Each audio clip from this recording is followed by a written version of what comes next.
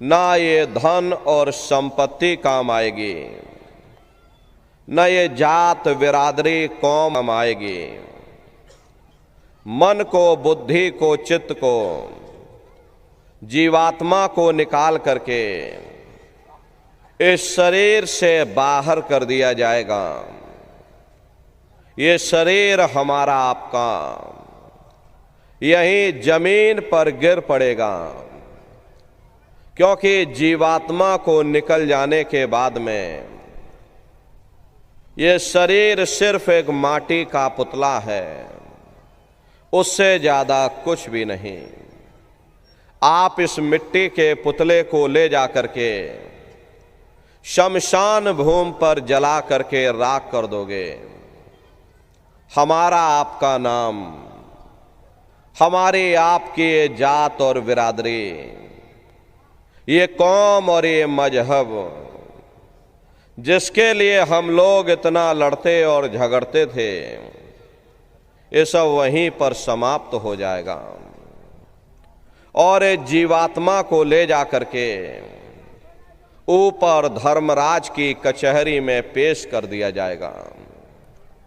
इसीलिए महात्मा जीवों को समझाते हैं कि भाई मिली नरदेह यह तुमको, बनाओ काज कुछ अपना और पचो मत आए इस जग में, जानियो रैन का सुपना। प्रेमी भाई बहनों, जब हम लोग रात में सोते हैं और सोते समय जब हम लोग स्वप्न देखते हैं, उस समय हमें ऐसा मालूम पड़ता है कि शायद ये स्वप्न हम सच में देख रहे हैं। लेकिन जब हमारी आंखें खुलती हैं तब हमें होश आता है कि नहीं भाई, ये तो स्वप्न है। प्रेमी भाई बहनों, ठीक उसी प्रकार से ये दुनिया भी 10-20-100 साल का स्वप्न है। अब हम आप कहेंगे हम जाग रहे, परंतु प्रेमी भाई बहनों, ऐसा हरगिज नहीं है। जिस दिन मौत का वक्त आएगा, हम लोग रोएंगे, हाय हाय करके चिल्लाएंगे कि हाय, हमने सारी जिंदगी यूं ही स्वप्न में गुजार दी। जागने का समय तो अभी आया था, जो कुछ करना था अभी करना था। लेकिन प्रेमी भाई बहनों, अब पछताए होत क्या, जब चिड़िया चुग गई खेत। महात्मा प्रेम से जीवों को समझाते हैं कि भाई देह और गृह सब झूठा, भरम में काहे को खपना। ये घर बार हमारा अपना नहीं, ये पराया देश है, ये शराय खाना है, ये मुसाफिर खाना है। ये शरीर भी तुम्हारा अपना नहीं है, ये भी काल का पिंजरा है, किराए का मकान है, पराया मकान है। किसी को 40-50 साल के लिए मिला और किसी को 80-90-100 साल के लिए मिल गया। जितने जितने श्वास उस मालिक ने बख्शे हैं, उसे भुगतने के बाद में हमें शरीर को यहीं छोड़ जाना। श्वास दुधारा नित ही जारी, एक दिन खाली चाम। प्रेमी भाई बहनों, एक तालाब पानी से चाहे कितना भी क्यों ना भरा हो, आप एक छोटी सी नाली काट कर खोल दीजिए, तालाब में छोटा सा छेद कर दीजिए, तो सारा पानी ही तालाब से बाहर निकल जाएगा। ठीक उसी प्रकार से हमारा ये शरीर भी श्वासों का भंडार है और जब तक श्वासों का भंडार जारी है तब तक हम दुनिया के काम काज में उलझे हुए, दुनिया के कारोबार में हम आप फंसे हुए। लेकिन जिस वक्त ये श्वासों का भंडार खाली होगा, हरे टेलीफोन खड़क जाएंगे, तार पहुंच जाएंगे, संदेश पहुंच जाएंगे, सब रिश्ते नातेदार, सब कुटुंब परिवार वाले, सब अड़ोस पड़ोस वाले मिनटों सेकंडों में इकट्ठा हो जाएंगे। प्रेमी भाई बहनों, जिस शरीर से तुम इतना प्रेम किया करते थे, उसे कोई एक रात भी घर में रखने को तैयार नहीं होता। कंधों पर लटका करके शमशान भूमि पर छोड़ करके आ जाते। हिंदू लोग तिनका तोड़ाते हैं, जैसे तिनका टूट गया, तेरा मेरा रिश्ता नाता टूट गया। मुसलमान, सिख या ईसाई लोग खाक की मिट्टी कब्र में डाल देते कि जो मेरे लिए खाक की मिट्टी है वह मेरे लिए तू है। मामूली कष्ट नहीं होता। मौत के समय में घनघोर पीड़ा होती है। जन्मत मरत दुसह दुख हुई।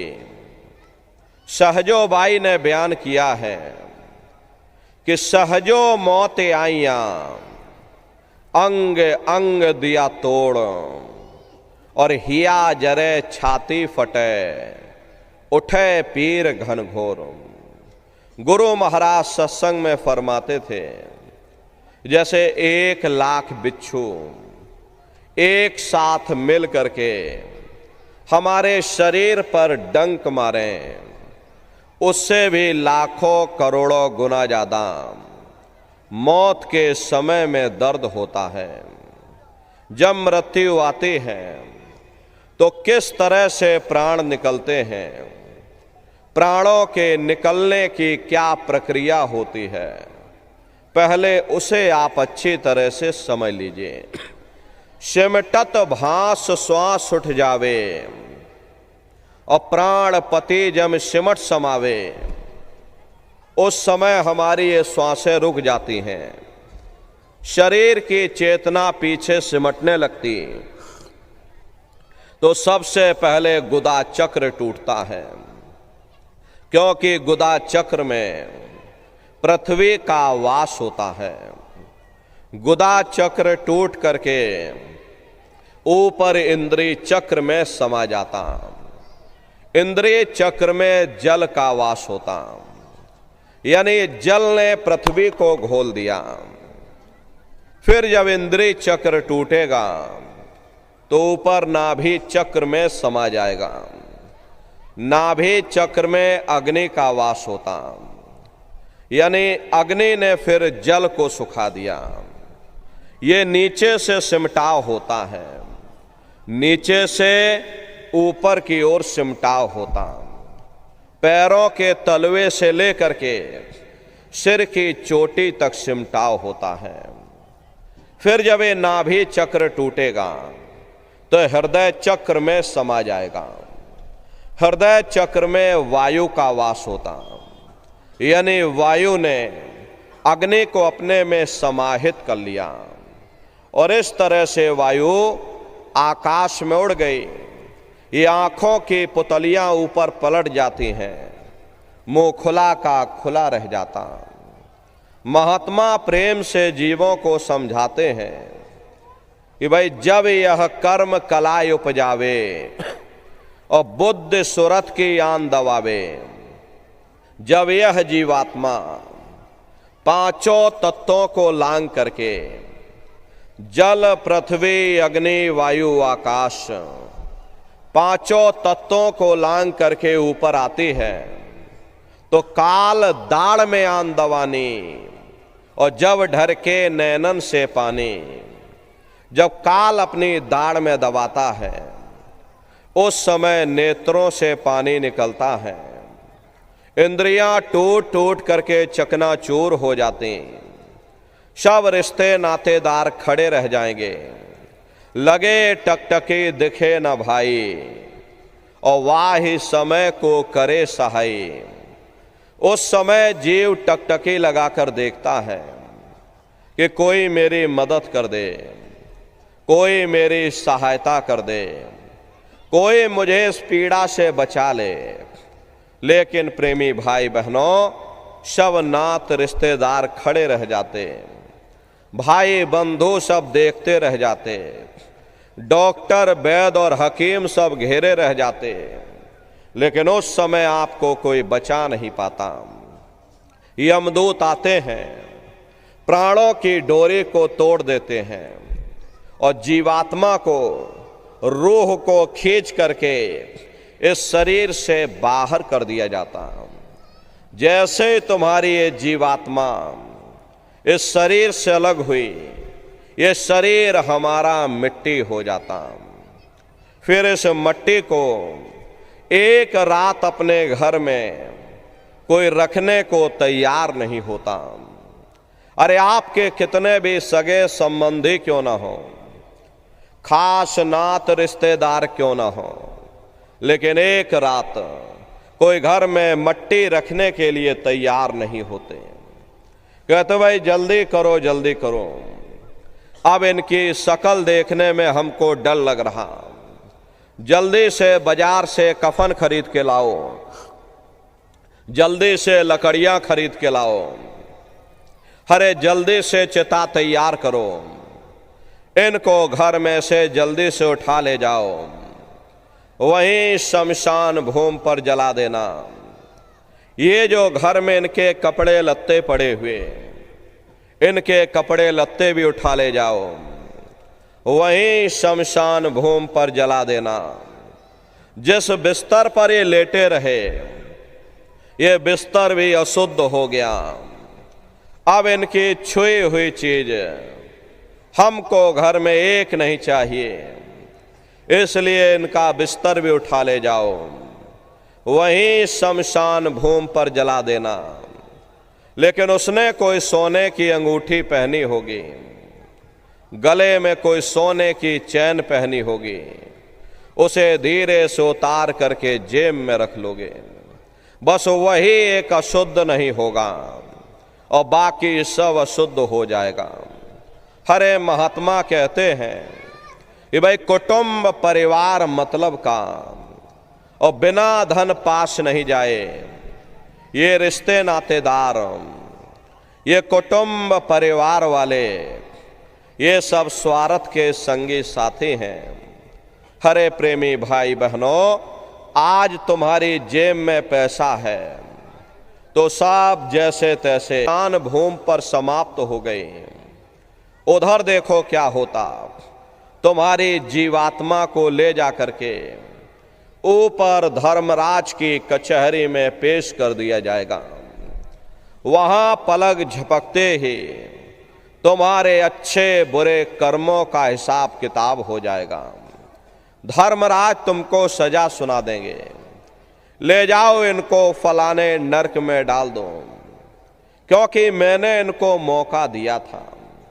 जब ये माँ के गर्भ में उल्टे लटके हुए थे, सिर इनका नीचे था और पैर इनके ऊपर थे, उस समय इन्होंने मुझसे प्रार्थना की थी कि हे मालिक, मुझे एक बार मौका दे दो, मुझे एक बार ये मनुष्य शरीर दे दो, हम भजन करेंगे, भक्ति करेंगे, हम अपनी जीवात्मा का कल्याण करेंगे। तो मैंने इनकी प्रार्थना को स्वीकार कर लिया और इनको मैंने सुंदर सा ये मनुष्य शरीर दे दिया और कह करके मैंने भेजा था कि भाई ये मनुष्य शरीर ये किराए का मकान है, ये तुम्हारा अपना नहीं है।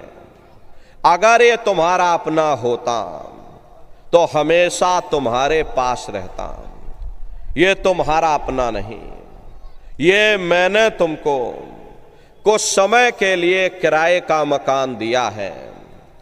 हाँ, तुम अपनी जीवात्मा को मेरे किराए के मकान में बैठा करके और मालिक की भक्ति करके अपनी जीवात्मा का कल्याण करा लेना। मैंने कुछ समय के लिए तुम सबको ये किराए का मकान दिया है, और जब समय पूरा होगा तो मैं अपने सिपाहियों को भेजूंगा और उस समय पर तुम मेरे मकान को खाली कर देना। लेकिन इतना ध्यान रखना कि जैसा साफ सुथरा मैंने तुमको ये किराए का मकान दिया है, वैसा ही साफ सुथरा तुम मुझको वापस लौटाना।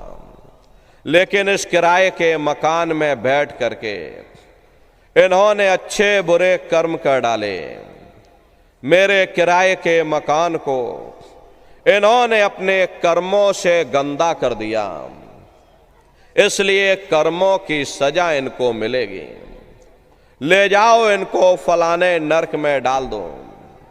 अरे महात्मा कभी झूठ नहीं बोलते।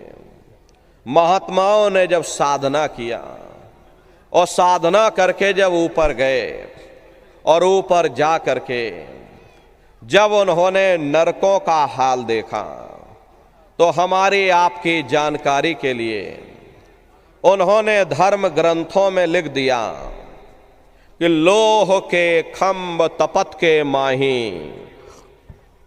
और जहां जीव को ले चिपटाई वहां लोहे के खंभे अग्नि से धधक धधक कर लाल हो रहे। वाह समय की कहां सुनाई, लोहा अगन धमन धोकाई, और जो धमन से धोक लोहारा, लोहा जो अग्नि में डारा। जिस तरह से लोहार लोहे को अग्नि की भट्टी में तपा करके लाल कर देता, ऐसे ही प्रेमी भाई बहनों, उन नरकों में भी, दोझक में भी बड़े बड़े लोहे के खंबे अग्नि की भट्टी में तप करके लाल हो रहे। रूह को यानी जीवात्मा को उन्हीं खंभों में लिटा दिया जाता। ये जीवात्मा चिल्लाती है, हाय हाय करके तड़फती है। तड़फ तड़फ जीव जुलम बुखारी, और तपत खम्ब दुखी उपजे भारी। असहनीय वेदना होती, असहनीय दुख दर्द होता। जीव वहां रोता और चिल्लाता रहता। लाखों लाख जोजन मील तक तुम्हारे रोने और चिल्लाने की आवाज जाती है, लेकिन प्रेमी भाई बहनों, वहां कोई तुम्हारी पुकार सुनने वाला नहीं, कोई तुम्हारी दर्द भरी आवाज को सुनने वाला नहीं। महात्मा कहते हैं कि भाई नर के अनेक और हैं, कहाँ लग कहूं बखान, दुख भोगते यह जीव जो जाने जो भोग समान। कहते भाई एक नरक नहीं, ऐसे वहां पर अनेकों अनेक नरक बने हुए। कुंभी नरक निदाने है, और पड़े जीव जग जाए, सिर समेत डूबा रहे, और सदा नरक के माही। कुंभी कहते हैं घड़े के आकार का बड़ा विशाल नरक बना हुआ, दुनिया भर का मवाद उसमें भरा, बड़े भारी बदबू उसमें से आती है। जीवों को उसी में डाल दिया जाता। जब ही नरक सिर ऊपर काढ़े और तब ऊपर जूती जब मारे, जैसे ये जीव श्वासों को लेने के लिए अपने सिर को बाहर निकालता, ऊपर यमदूत खड़े रहते हैं, नोकदार भालों से प्रहार कर देते। जी फिर उसी में डूब जाता है, युगों युगों तक डूबा रहता। कुंभी नरक कल्प लोवासा, मुख में नरक नाक में श्वासा। कल्प लोवासा यानी 1000 चौकड़ी युग का एक कल्प होता है, और कल्प लोवासा यानी युगों युगों तक ये जीव नरकों की यातनाओं को भोगता रहता। और नरकों की यातनाएं भोगने के बाद में इसी जीवात्मा को सीधे मनुष्य शरीर नहीं मिलता, बल्कि इसे 4 खान 84 लाख योनियों में डाल दिया जाता। जैसे बच्चा होता है, बच्चा पहले कक्षा 1 पास करेगा, फिर कक्षा 2 में जाएगा। ऐसे वहां पर भी पूरा चैनल बना हुआ। नरकों की यातनाओं को भोगने के बाद में इन्हीं जीवों को 4 खान 84 लाख योनियों में डाल दिया जाता। ये 4 खान 84 लाख योनियां ये कोई मामूली योनियां नहीं होती। 4 खान का मतलब होता है अंडज, पिंडज, उपमज, स्थावर, ये 4 खाने होती हैं। पहली श्रेणी तो इन पेड़ पौधों की आती है जिनके अंदर पानी का तत्व मौजूद होता है। कभी ये भी मनुष्य हुआ करते थे, लेकिन आज अपने कर्मों का भोग पा रहे एक जगह पर बेचारे खड़े हुए। दूसरी श्रेणी कीड़े मकोड़ों की आती है जिनके अंदर पृथ्वी और अग्नि का तत्व मौजूद होता है। तीसरी श्रेणी पंछियों की आती है। चौथी चौपाए जानवरों की आती है। और 5वीं स्वयं इंसान की आती है, जिसके अंदर 5 तत्व जल, पृथ्वी, अग्नि, वायु, आकाश 5 तत्व मौजूद होते हैं। प्रेमी भाई बहनों, ये 4 खाने हैं। इनकी अलग अलग कुल 84 लाख योनियां इनमें बटी होती हैं। अब आप पेड़ पौधों को ही देखिएगा तो आम का पेड़ अलग है, नीम का पेड़ अलग है, पीपल का पेड़ अलग है।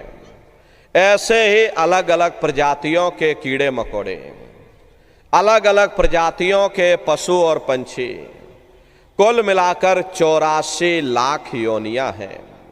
हम दुनिया के जीव नरकों की यातनाओं को भोगने के बाद में इन्हीं 84 लाख योनियों में डाल दिए जाते हैं। मामूली कष्ट नहीं होता। अरे हमको आपको गर्मी लग गई तो हम लोग देखो छाया में आ गए, सर्दी लग गई तो कंबल रजाई ओढ़ लिया, भूख लग गई तो रोटी खा ली, बीमार हो गए तो अस्पतालों में चले गए, अपना अपना इलाज करवा लिया। लेकिन देखो उन जानवरों को, क्या गर्मी, क्या सर्दी, क्या बरसात, एक एक रोटी के टुकड़े के लिए बेचारे दर बदर रोड पर भटकते रहते हैं। किसी का हाथ कट गया, किसी का पैर कट गया, किसी को जीते जी काट डाला, मुर्गी की गर्दन ही मरोड़ डाली। अरे उनको भी दर्द होता है, उनको भी तकलीफ होती है, लेकिन वे बेचारे बेजुबान हैं, कुछ बोल नहीं पाते। हम लोगों के अंदर जुबान है, हम लोग बोल बता देते हैं, वे सिर्फ रोते और चिल्लाते रहते हैं। कौन उनकी पुकार सुनने वाला, कौन उनकी दर्द भरी आवाज को सुनने वाला, कौन सी अदालत में जा करके वे बेचारे दरवाजा खटखटाएं, कौन मजिस्ट्रेट उनकी फरियाद को सुनेगा। प्रेमी भाई बहनों, कोई सुनने वाला नहीं। अरे कई जन्म भय कीट पतंगा, कई जन्म भय मीन कुरंगा, कई जन्म पंखे सर्प होयो, कई जन्म हैवर वृक्ष जोयो, मिल जगदीश मिलन की वरिया, और चिरंकार यह देश सजरिया। करोड़ों करोड़ युगों से हम आप नरकों की यातनाओं को भोगने के बाद में फिर कभी कीड़े पतंगों की योनि में, कभी पेड़ पौधों की योनि में, तो कभी पशु और पंछियों की योनि में भटका खाते हैं। प्रेमी भाई बहनों, 84 लाख योनियों की सबसे जो आखिरी योनि होती है वो गाय और बैल की योनि होती है। गाय स्त्री का रूप लेती है, बैल पुरुष का रूप लेते हैं। ये 84 लाख योनियों की सबसे आखिरी योनि। यानी अंतिम पायदान होता। उसके बाद तब जाकर के हम लोगों को दोबारा फिर से मनुष्य शरीर प्राप्त होता। इसीलिए कहा गया कि बड़े भाग्य मानुष तन पाया और कोट जन्म जब भटका खाया। कोटान कोट जन्म जन्मांतरों तक अलग अलग योनियों में भटकने के बाद में तब बड़े सौभाग्य से हम लोगों को ये मनुष्य शरीर प्राप्त हुआ। बड़े से बड़े देवी और देवता भी इस शरीर को पाने के लिए तरसते हैं। लेकिन बड़े अफसोस की बात है कि जैसे किसी को हीरा मिल गया, उसे हीरे की परख नहीं, उसने हीरे को गधे के गले में बांध दिया। ठीक उसी प्रकार से ये मनुष्य शरीर उत्तम से उत्तम है, लेकिन इंसान इसकी कद्र नहीं करता। खाने पीने ऐसो इशरत में अपने कीमती समय को और श्वासों की पूंजी को बर्बाद कर देता। महात्मा प्रेम से जीवों को समझाते हैं कि भाई बड़े सौभाग्य से हम लोगों को ये मनुष्य शरीर मिला है। बड़े से बड़े देवी और देवता भी इस शरीर को पाने के लिए तरसते हैं, क्योंकि उन नरकों से, इन 84 से निकलने का केवल एक ही दरवाजा है, वह केवल मनुष्य का शरीर है। इसे मनुष्य रूपी मंदिर में बैठ करके हम उस परमात्मा की भक्ति कर सकते हैं। इसीलिए संतों महात्माओं ने इस पंच भौतिक शरीर को सच्चा हरि मंदिर कहकर याद किया कि हरि मंदिर यह शरीर है, ये असली हरि मंदिर है। जब भी वो परमात्मा मिलेगा, इसे हरि मंदिर के अंदर मिलेगा। इसे पंच भौतिक शरीर को मुसलमान फकीरों ने कुदरती काबा कहकर याद किया। ये असली कुदरती काबा है। खुदा का दीदार जब भी होगा, इसे कुदरती काबे के अंदर जाकर होगा। महात्मा कहते हैं कि भाई कुदरती काबे की तू महराम में सुन गौर से, आ रही धुर से सदा तेरे बुलाने के लिए। यानी उस परमात्मा की दरगाह से, खुदा की दरगाह से अत्यंत मीठी से मीठी, सुरीली से सुरीली आवाज तुम्हारे अंदर गूंज रही है।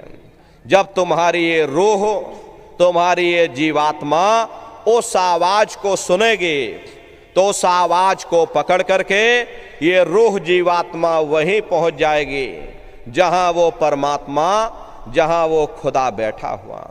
इसीलिए संतों महात्माओं ने इस मानव मंदिर की महिमा गाई। इसे पंच भौतिक शरीर को ईसा मसीह साहब ने टेम्पल ऑफ लिविंग गॉड यानी जिंदा ईश्वर का मंदिर कहा। इसे पंच भौतिक शरीर को गुरु नानक साहब ने नर नारायणी देह कहकर याद किया। ये वो देह है जिसमें नारायण स्वयं विराजमान है। वो नारायण जब भी मिलेंगे, तुम्हें तुम्हारे अंदर मिलेंगे। यही कबीर साहब ने लिखा है कि जो तिल माही तेल है, जो चकमक में आग, और तेरा साईं तुझ में, और जाग सके तो जागो।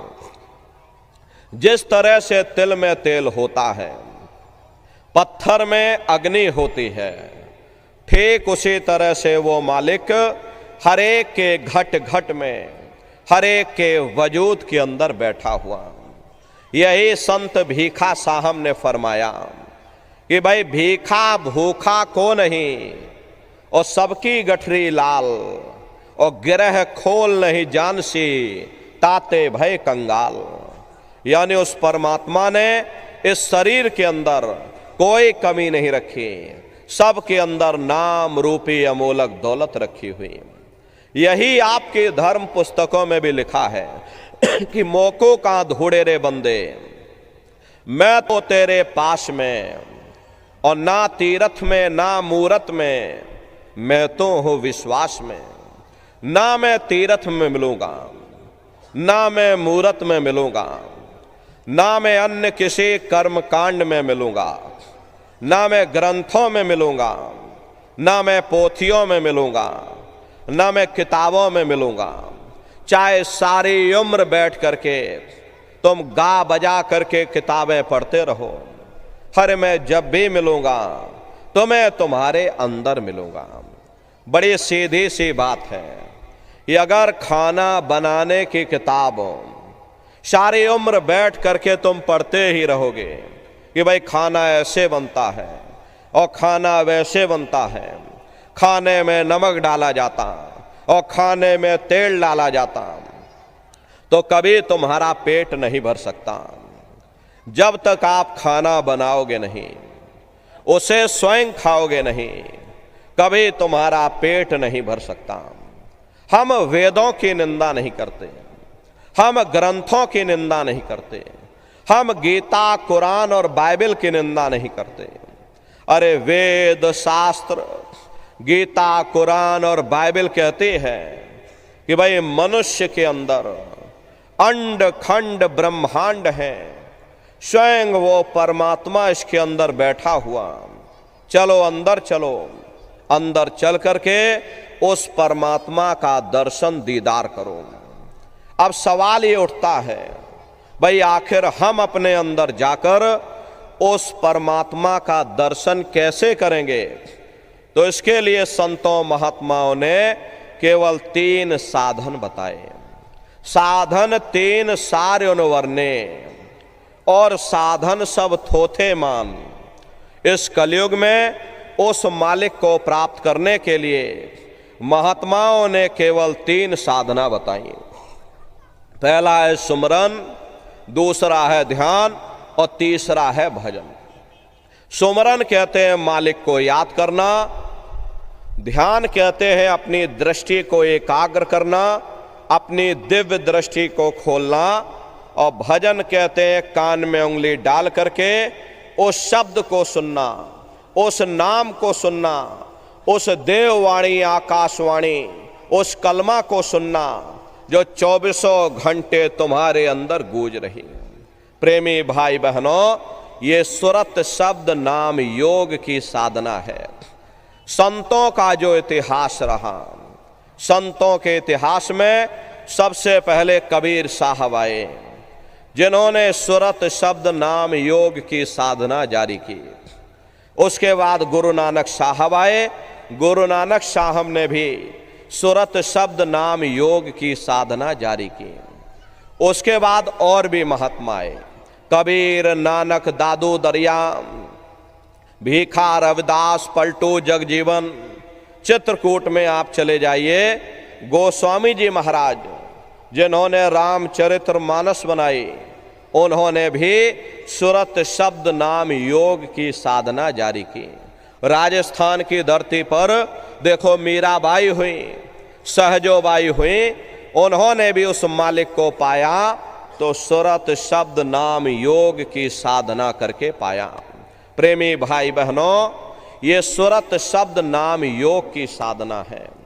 इस साधना की 3 क्रियाएं हैं, सुमरन, ध्यान और भजन। सुमरन कहते हैं मालिक को याद करना, ध्यान कहते हैं दृष्टि को एकाग्र करना, और भजन कहते हैं शब्द को सुनना जो परमात्मा की दरगाह से 24 घंटे तुम्हारे अंदर गूंज रही। प्रेमी भाई बहनों, ये सुरत शब्द नाम योग की साधना है। सुरत कहते हैं जीवात्मा को, रूह को, और शब्द कहते हैं उस आवाज को जो मालिक के घर से ऊपर से नीचे उतर रही। प्रेमी भाई बहनों, वहीं से हम लोग नीचे से ऊपर और ऊपर से नीचे कैसे आए थे और कैसे हम लोग नीचे से ऊपर जाएंगे, जरा अच्छी तरह से समझिए। हमें अभी अपना इतिहास ही नहीं मालूम कि आखिर हम लोग इस संसार में कैसे आए, कैसे हम लोगों की उत्पत्ति हुई, हम लोग कहाँ के वासी हैं, कैसे आकर संसार में फंस गए। तो जरा संक्षिप्त में आप समझिए। पहले यहाँ कुछ नहीं था, पहले ना हम थे ना आप थे, न ये जमीन थी, ना ये आसमान था, ना ये देवी थे, ना ये देवता थे। पहले कुछ नहीं था। तो पहले कौन था? आपके धर्म ग्रंथों में लिखा है, एक अनी अनामा अब सच्चिदानंद प्रभु धामा। वो एक अनी अनामी महाप्रभु अपने अनामी धाम में अखंड राज किया करते थे। उस मालिक की मौज मर्जी उठी, उन्होंने 3 लोकों का विस्तार किया, यानी अगम लोक, अलख लोक और सत्यलोक। अगम लोक में अगम पुरुष को बैठाया, अलख लोक में अलख पुरुष को बैठाया और सतलोक में सतपुरुष भगवान को बैठा दिया। काफी समय जब बीत गया तो नीचे की रचनाओं का विस्तार सतपुरुष भगवान ने किया। उन्होंने अपनी आवाज पर अनंतों अनंत ब्रह्मांडों की रचना की और अपने 16 पुत्रों को नीचे उतार दिया। निरंजन भगवान, जिनको दुनिया ईश्वर कहती है, सतपुरुष भगवान के ये सबसे छोटे पुत्र हैं। इन 16 पुत्रों ने नीचे आकर के और घनघोर तपस्या की और अपने पिता को प्रसन्न करके, यानी सतपुरुष भगवान को प्रसन्न करके सतलोक के समान राज मांग लिया। राज हमेशा चेतन पर किया जाता, जड़ पर राज नहीं किया जाता। इसीलिए इन्हें रूहों का, जीवात्माओं का छोटा सा भंडार दे दिया गया। जब रूहें यानी जीवात्माएं नीचे उतारी जाने लगी, जब हमको आपको ऊपर से नीचे उतारा जाने लगा, तो हम लोग घबराने लगे। उस समय सतपुरुष भगवान ने आदेश किया कि तुम जाओ, जाकर नीचे आराम से रहो और जब समय पूरा होगा तब तुम वापस अपने देश चले आना। सतपुरुष के आदेश पर ये रूहें, ये जीवात्माएं यानी हम और आप नीचे आने को तैयार हो गए। सबसे पहले 4 प्रकार के कपड़े रूह के ऊपर, जीवात्माओं के ऊपर 4 प्रकार के कपड़े डाले गए। पहला कपड़ा कारण, सूक्ष्म, लिंग और स्थूल। ये 4 प्रकार के कपड़े हमारे आपके ऊपर डाल दिए गए और शब्द को पकड़ा करके मंडल दर मंडल जीवात्माओं को नीचे उतारते चले गए और इसी मृत लोक में, इसी स्थूल शरीर में, दोनों आंखों के मध्य में ये जीवात्मा को यहाँ पर बैठा दिया। जब जीवात्माएं ऊपर से नीचे मृत लोक में आ गई, उस समय पर सतयुग का समय था। सतयुग योगी सब विज्ञानी, करे हरि ध्यान तरे भव प्राणी। उस समय सब ज्ञानी और विज्ञानी थे, सबकी आंख कान खुली थी, रोज मालिक का दर्शन करते थे, रोज आते और रोज जाते थे। और जब समय पूरा हो जाता था, ये जीवात्माएं अपने देश वापस लौट जाती थीं, फिर लौट करके कभी मृत लोक में नहीं आती थीं। ऐसे न जाने कितनी जीवात्माएं यहाँ से वापस लौट गई। तब निरंजन भगवान ने विचार किया कि हमने इतनी तपस्या की और तपस्या के फल स्वरूप वरदान के रूप में जीवात्माओं का छोटा सा भंडार उनसे मांग लिया। अगर ये जीवात्माएं ऐसे ही वापस अपने घर चले जाएंगी, हम कोई इन पर रोक टोक नहीं लगाएंगे, तो एक दिन मेरा राज खाली हो जाएगा और हम फिर राज किस पर करेंगे। तो उन्होंने बड़ी होशियारी के साथ कर्मों का विधान बना दिया और कर्मों का विधान बना करके जीवात्माओं को सुना दिया गया कि भाई ये पुण्य कर्म है, ये पाप कर्म है, ये शुभ कर्म है और ये अशुभ कर्म है। और जीवात्माओं को कह दिया कि भाई काल रूप में तिनकर भ्राता और शुभ अशुभ कर्म फल दाता, यानी मैं काल रूप हूं और शुभ अशुभ कर्मों का मैं फल दूंगा। यानी कर्म करने की स्वतंत्रता हमको आपको दे दी और फल देने का अधिकार इन्होंने अपने हाथों में रख लिया। धीरे धीरे ये जीवात्माएं कर्मों की बेड़ियों में जकड़ती चली गईं। जिस नाम की डोरी को पकड़ करके, जिस शब्द को पकड़ करके ये जीवात्माएं ऊपर से नीचे आई थी, कर्मों के कारण वो नाम की डोरी हाथ से छूट गई। तब से लेके आज तक न जाने कितने युग और कल्प बीत गए, हम लोग यहीं पर भटका खा रहे हैं। अगर वो नाम की डोरी हाथ में आ जाए, शब्द की डोरी हाथ में आ जाए, तो शब्द कर्म की रेख कटावे और शब्द शब्द में जाए मिलावे। शब्द वो साबुन है जो तुम्हारे कर्मों को साफ कर देगा और तुम्हें शब्द दर शब्द, मंजिल दर मंजिल अपने घर वापस पहुंचा देगा। तो प्रेमी भाई बहनों, ये सुरत शब्द नाम योग की साधना है। इस साधना की 3 क्रियाएं हैं, सुमरन, ध्यान और भजन। तो कैसे आप लोग सुमरन करोगे, कैसे आप लोग ध्यान करोगे और कैसे आप लोग भजन करोगे, जरा बैठ करके अच्छी तरह समझिएगा और फिर घर पर जा करके करिएगा। तो सबसे पहले सुमरन कैसे किया जाएगा? सुमरन करने के लिए एक माला आप लोग ले लेना। ये देखिए प्रेमी भाई बहनों, 108 दाने की ये माला है। अपने अपने घरों में बैठ करके बाहर से अपनी आंख को बंद कर लेना। दोनों आंखों के मध्य भाग में अपने ध्यान को रोक करके और दाने दाने पर जय गुरुदेव नाम का उच्चारण करिएगा। हर दाने पर जय गुरुदेव नाम, हर दाने पर जय गुरुदेव नाम, जय गुरुदेव जय गुरुदेव जय गुरुदेव, कुल 108 बार करिएगा। दोबारा इसी जगह फिर वापस आ जाओगे। जब आप जय गुरुदेव नाम का उच्चारण करोगे तो दोनों आंखों के मध्य भाग में अपने ध्यान को रोक करके और दाने दाने पर जय गुरुदेव नाम का उच्चारण करिएगा। जिसको आप याद कर रहे हो, एक समय ऐसा आएगा वो अंतर में तुम्हारे सामने प्रकट हो जाएगा। उसके स्वरूप को देख लेना, फिर उसी के स्वरूप को याद करके जय गुरुदेव नाम का सुमरन सभी नए प्रेमी भाई बहन करिएगा। दूसरी बार फिर यहीं से जय गुरुदेव नाम का सुमरन, तीसरी बार फिर यहीं से जय गुरुदेव नाम का सुमरन। इस तरह से कुल 8 बार जय गुरुदेव नाम का सुमरन सभी नए प्रेमी भाई बहन करिएगा। 8 बार करने के बाद ये माला आप रख देना।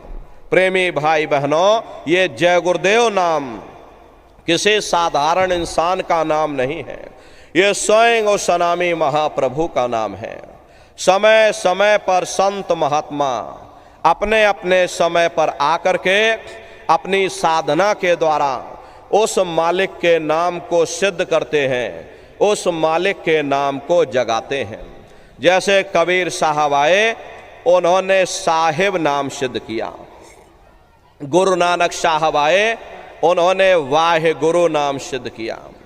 मीराबाई आई, उन्होंने गिरधर नाम सिद्ध किया।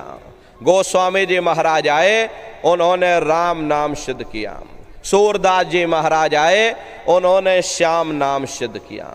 इसी तरह से हमारे गुरु महाराज जय गुरुदेव नाम सिद्ध करके गए।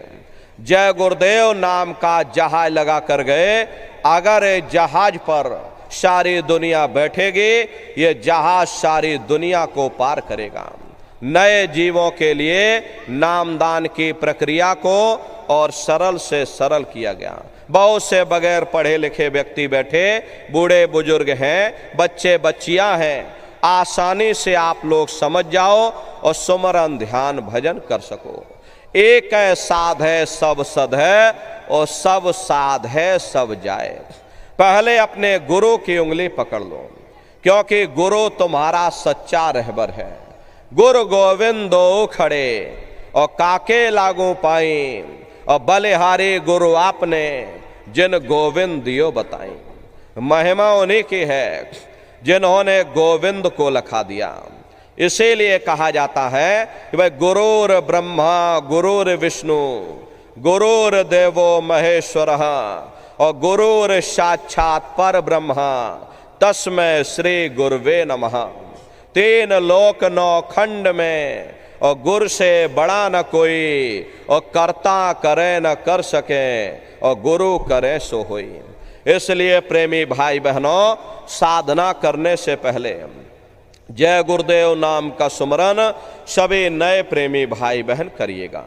सुमरन करने के बाद में फिर आप ध्यान पर बैठिएगा। ध्यान कहते हैं दृष्टि को एकाग्र करना, अपनी दिव्य दृष्टि को खोलना। तो कैसे आप लोग ध्यान करोगे, जरा अच्छी तरह से समझ लो। अपने अपने घरों में ये पलथी मार करके आप लोग बैठिएगा। शरीर को टाइट मत करना। बहुत से प्रेमी क्या करते हैं, ये अपने शरीर को बिल्कुल टाइट कर देते हैं। यदि आप अपने शरीर को टाइट कर दोगे, ये शरीर आपका थक जाएगा और फिर शरीर ढीला पड़ जाएगा। इसलिए पहले से ही अपने शरीर को बिल्कुल ढीला छोड़ देना। जितना आराम से आप बैठोगे उतना आपके लिए अच्छा रहेगा। तो ढीले बदन से बैठिएगा। आंखों को धीरे से बंद कर देना। इन आंखों पर भी कोई जोर मत देना। जैसे सोते समय धीरे से आंख को बंद करते हो, ऐसे धीरे से आंख को बंद कर लेना। दोनों आंखों के मध्य भाग में दूर सामने देखिएगा। सामने आपको अंधेरा दिखाई पड़ेगा। बस उसी अंधेरे में एक जगह पर आप अपनी दृष्टि को एकाग्र करिएगा। होशियारी यही रहे, ये आंखों की पुतलियां हिलने ना पाए। शुरुआती समय में ये आंखों की पुतलियां हिलेंगी, लेकिन जब आप अभ्यास करोगे, करत करत अभ्यास ते और जड़मत होत सुजान, जब अभ्यास करते रहोगे तो ये आंखों की पुतलियां हिलना बंद हो जाएंगी। तो दूर सामने अंधेरे में एक जगह पर आप अपनी दृष्टि को रोकिएगा। उस अंधेरे को ही देखते रहना। एक टक हो करके सामने अंधेरे को देखते रहिएगा। दृष्टि अपने आप एकाग्र हो जाएगी। उस समय किसी के बारे में सोचना नहीं, किसी के बारे में विचार मत करिएगा। शरीर को बिल्कुल हिलाना डुलाना नहीं। शून्य हो करके बस सामने अंधेरे को देखते रहो। देखते देखते देखते देखते आपकी दृष्टि अंधेरे में रुक जाएगी। और जैसे ही आपकी दृष्टि उस अंधेरे में एकाग्र होगी तो सुई की नोक के बराबर काले में भी काला बिंदु, बड़ा चमकीला बिंदु होगा। तारे की तरह चमचम चमचम चमकेगा। वो सामने आपको दिखाई पड़ जाएगा। जब वो चमकदार बिंदु सामने दिखाई पड़ जाए, तब आप अपनी दृष्टि को उस बिंदु पर एकाग्र करिएगा। जब आप अपनी दृष्टि बिंदु पर एकाग्र करोगे तो बिंदु के चारों तरफ से बड़ा भारी प्रकाश निकलेगा। चक्र की तरह से बहुरंगी प्रकाश होगा। वो प्रकाश धीरे धीरे बड़ा होता चला जाएगा। साधक इतना मोहित हो जाता है कि बिंदु को तो छोड़ देता है और दाएं बाएं प्रकाश को देखने में लग जाता है। जब आप दाएं बाएं प्रकाश को देखने में लग जाओगे, क्योंकि प्रकाश उस बिंदु से निकल रहा और आपने बिंदु को ही छोड़ दिया और प्रकाश को देखने में लग गए, तो प्रकाश भी गायब हो जाएगा, वो बिंदु भी गायब हो जाएगा। फिर अंतर में अंधेरा छा जाएगा। फिर आपको उतनी मेहनत करनी पड़ेगी। इसलिए दाएं बाएं बिल्कुल मत देखिएगा। आपका निशाना उस बिंदु पर टिका रहे जिसमें से वो प्रकाश निकल रहा। वही बिंदु दरवाजा है, वही बिंदु खिड़की है। उसी को हरि का द्वार यानी हरिद्वार कहा गया। बहुत विशाल वो दरवाजा है। जब एक टक हो करके आप उस बिंदु को देखते रहोगे तो वो बिंदु फट जाएगा, वो दरवाजा खुल जाएगा, ये शिव नेत्र खुल जाएगा, ये दिव्य दृष्टि खुल जाएगी और आप दरवाजे के अंदर दाखिल हो जाओगे। एक बार प्रेमी भाई बहनों ये दिव्य दृष्टि खुल जाए, फिर क्या भूत क्या भविष्य और क्या वर्तमान, कोई भेद आपसे गुप्त नहीं रहेगा। लाखों वर्ष पहले क्या हुआ था और भविष्य में क्या होने वाला है, आप बैठ करके ध्यान में सब कुछ देख सकते हो। तो यह ध्यान करने का तरीका। और तीसरा है भजन। गाने बजाने का नाम भजन नहीं है। नाच गाना ढोल और मजीरा का नाम भजन नहीं है। भजन कहते हो उस रूहानी आवाज को सुनना, उस शब्द को सुनना, उस देववाणी आकाशवाणी को सुनना जो 2400 घंटे तुम्हारे अंदर गूंज रही। प्रेमी भाई बहनों, उस आवाज को सुनने का नाम भजन है, जिसको पकड़ करके ये जीवात्मा ऊपर से नीचे आई थी। उसी आवाज को पकड़ करके ये जीवात्मा नीचे से ऊपर चढ़ेगी। तो उस शब्द को सुनने का नाम, उस आवाज को पकड़ने का नाम भजन है। तो कैसे भजन करोगे जरा अच्छी तरह से समझ लो। ये दोनों उंगली कानों में डाल करके ये कानों को बंद कर लेना। कान इसीलिए बंद किए जाते हैं ताकि बाहर की कोई आवाज हमको सुनाई ना पड़े। अपनी सुविधा से बैठिएगा। कुर्सी पर चाहे कुर्सी पर बैठ जाओ, सोफे पर चाहे सोफे पर बैठ जाना, या कोई तकिया इस तरह से रख लेना और दोनों कोहनियां रख करके दोनों उंगली कानों में डाल करके ये कानों को बंद कर देना।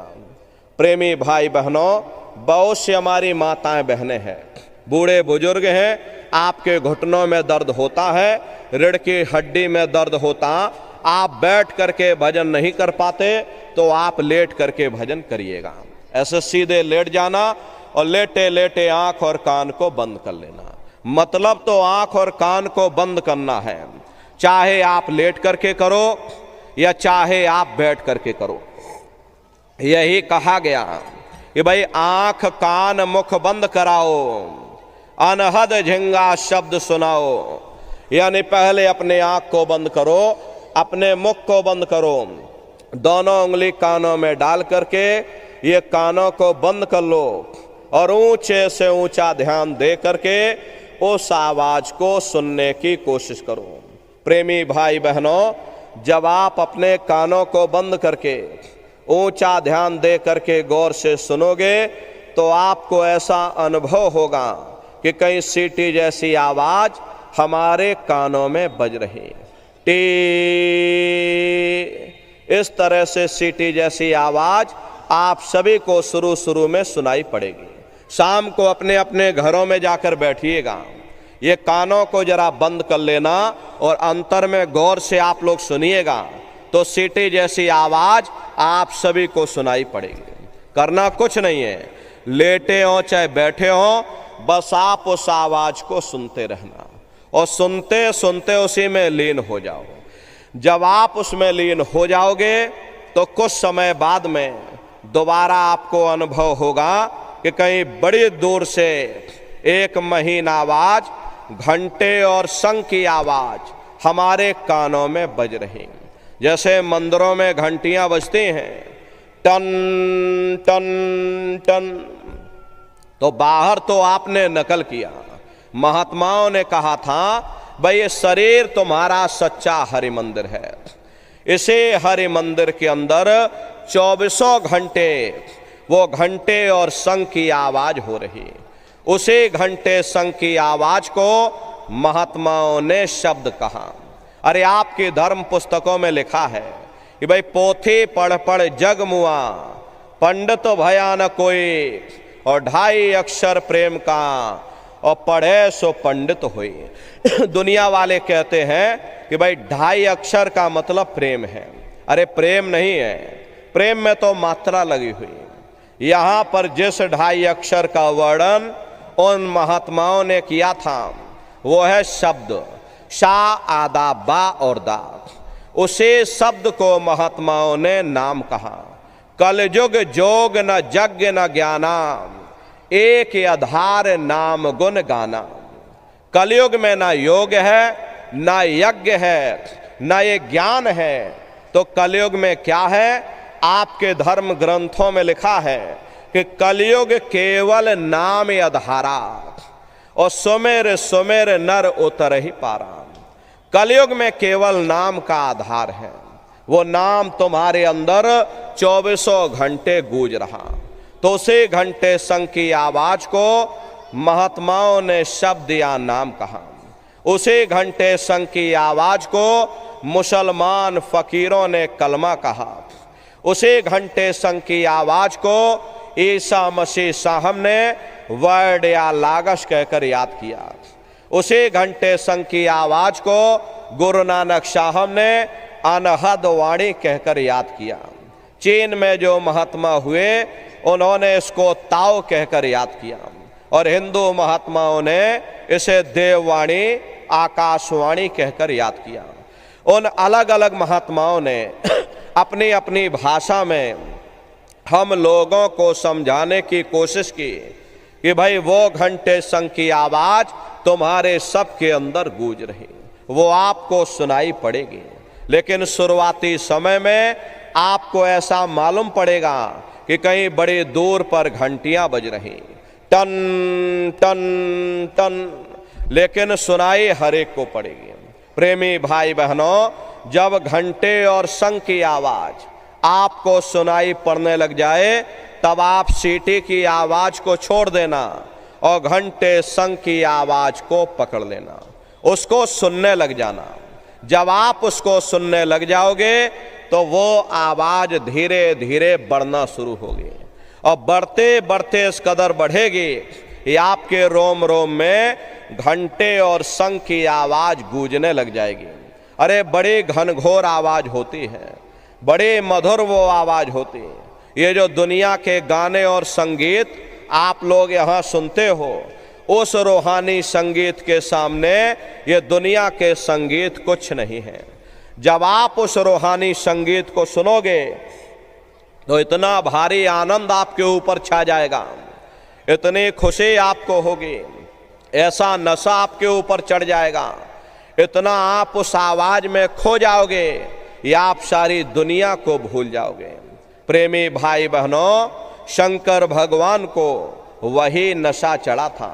शंकर भगवान कोई गांजा भांग नहीं पीते थे। ये तो हमने आपने शंकर भगवान को भी बदनाम कर दिया कि शंकर भगवान गांजा भांग पीते थे तो चलो हम भी गांजा भांग पिएंगे। लेकिन है न नारियों, शंकर भगवान ने कभी गांजा भांग नहीं पिया।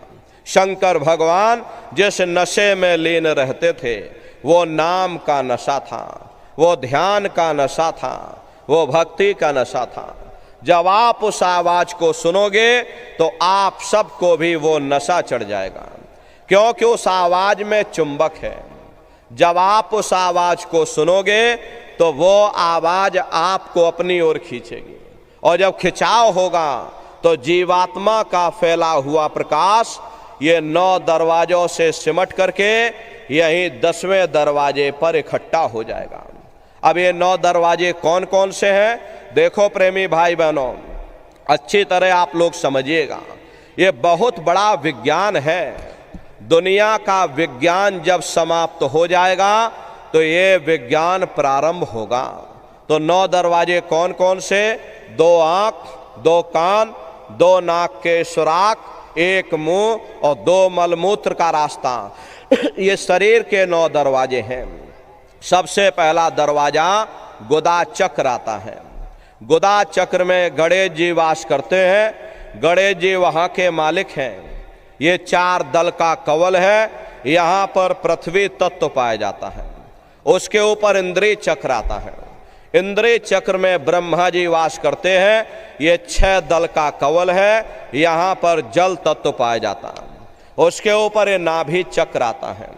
नाभि चक्र में विष्णु जी वास करते हैं। ये 8 दल का कवल है। यहाँ पर अग्नि तत्व पाया जाता है। उसके ऊपर ये हृदय चक्र आता है। हृदय चक्र में शिव जी वास करते हैं। ये 12 दल का कवल है। यहाँ पर वायु तत्व पाया जाता है।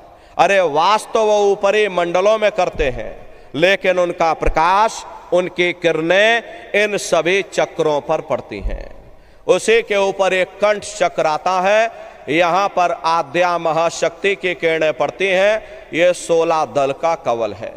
और आप सबसे ऊपर, तुम्हारी ये जीवात्मा सबसे ऊपर दोनों आंखों के मध्य भाग में बैठी है, जहाँ पर देवियाँ बिंदी लगाती हैं और पुरुष जहाँ पर टीका लगाते हैं। ये बिंदी और टीका यहाँ पर हम लोग इसीलिए लगाते हैं क्योंकि यहीं पर हमारी जीवात्मा बैठी हुई, उसका श्रृंगार किया जाता है। तो ये 10वां द्वार है जहाँ पर तुम्हारी जीवात्मा बैठी हुई है। इसी 10वें दरवाजे पर बैठ करके ये जीवात्मा अपने प्रकाश को 9 दरवाजों में फैलाती है। जिससे आपका ये शरीर चलता, आपके हाथ और आपके पांव चलते हैं। जब आप भजन करोगे और घंटे शंख की आवाज को सुनोगे तो उस आवाज में चुंबक है, वो आवाज आपको अपनी ओर खींचेगी, और जब खिंचाव होगा तो जीवात्मा का फैला हुआ प्रकाश ये 9 दरवाजों से सिमट करके यही 10वें दरवाजे पर इकट्ठा हो जाएगा। और जैसे सारी शक्ति, सारी चेतना सिमट करके यहाँ पर इकट्ठी हुई, तुरंत शब्द जीवात्मा को खींच करके इस शरीर से बाहर कर देगा। फिर आप अपनी आंखों से देखिएगा कि हमारा शरीर ये है और हम ये खड़े। आप अपने शरीर से अलग हो जाओगे। जैसे चिड़िया होती है, चिड़िया घोंसले से निकल करके आसमानों की उड़ान भरती है और शाम को फिर अपने घोंसले में आ जाती है, ऐसे तुम्हारी ये जीवात्मा इस शरीर रूपी घोंसले से निकल करके ब्रह्मांडों की सैर करेगी, देवी देवताओं के दर्शन करेगी, राम और कृष्ण के दर्शन करेगी, और घूम करके फिर अपने शरीर रूपी घोंसले में वापस चली आएगी। प्रेमी भाई बहनों, ये ब्रह्मा विष्णु महादेव जिनकी सारी दुनिया पूजा करती है, अरे आप सभी लोग ब्रह्मा विष्णु महादेव की पूजा करते हो, लेकिन कभी आपने विचार नहीं किया। आपने बहुत कथाएं सुनी होगी, बहुत कीर्तन में, भागवतों में आप लोग गए होंगे, लेकिन कभी आपने ये नहीं सुना भाई जिनकी हम सभी लोग पूजा करते हैं, आखिर ये ब्रह्मा विष्णु महादेव कौन हैं, ये कहाँ पर रहते हैं, ये क्या काम करते हैं, हर इनके माँ बाप कौन हैं, राम कौन है, कृष्ण कौन है, ईश्वर कौन है, परमात्मा कौन है, ब्रह्म कौन है, पार ब्रह्म कौन है, ये लोग कहाँ पर रहते हैं, तो जरा संक्षिप्त में आप लोग समझिएगा, क्योंकि अगर हम इसका वर्णन करेंगे तो लाखों वर्ष हमको लग जाएंगे, एक लोक का वर्णन नहीं हो पाएगा।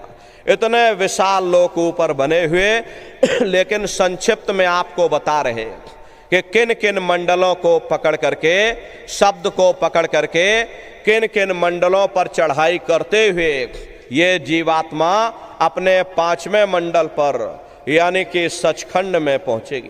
तो प्रेमी भाई बहनों, जब आप भजन करोगे और घंटे शंख की आवाज को पकड़ करके जब आप शरीर रूपी घोंसले से बाहर निकल जाओगे, तो उसी घंटे शंख की आवाज को पकड़कर ये जीवात्मा ब्रह्मांडों की चढ़ाई करेगी। पलक झपकते यह जीवात्मा खरबों योजन ऊपर चली जाती है। ये रॉकेट और मिसाइल उसके सामने कुछ नहीं है।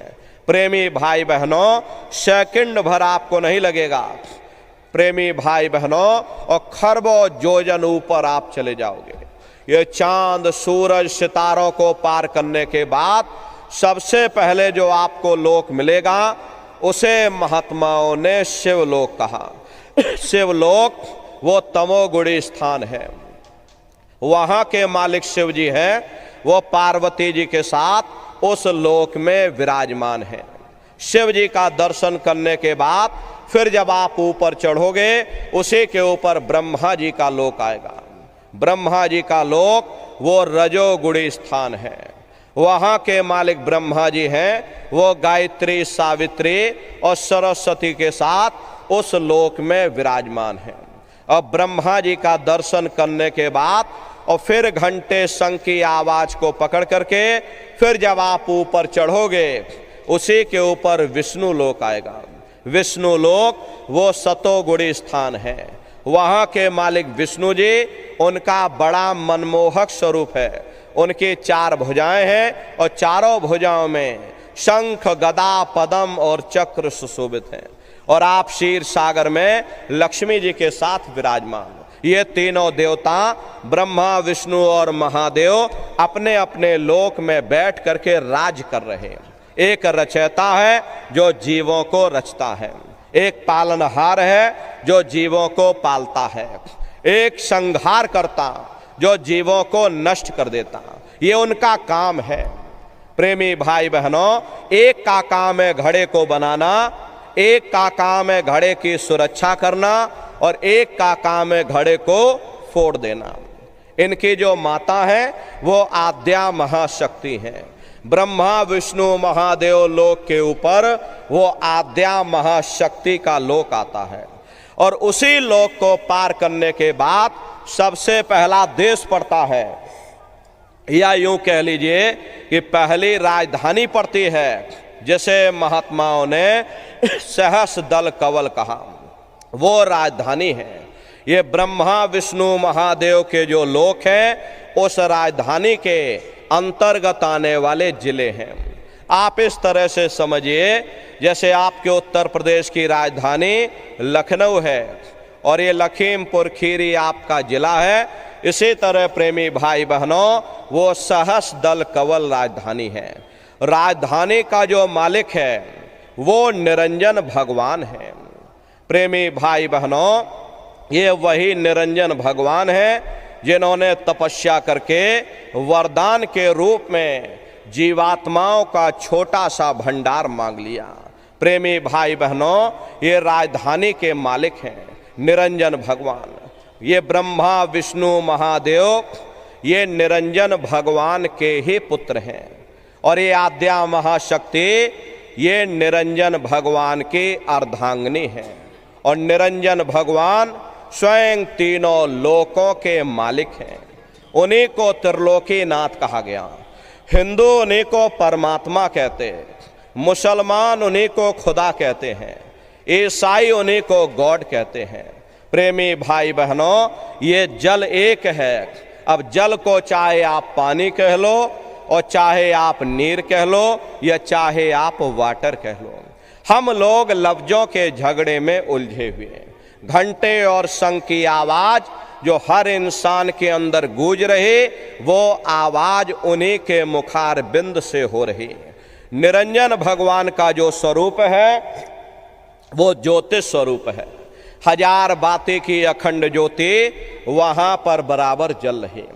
हम आप मंदिरों में ज्योत जलाते हैं ये तो हम लोग नकल करते हैं। महात्माओं ने आपको चिन्ह बता दिया कि भाई उनका ऐसा स्वरूप है, तो हम लोग यहाँ पर नकल करने लगे।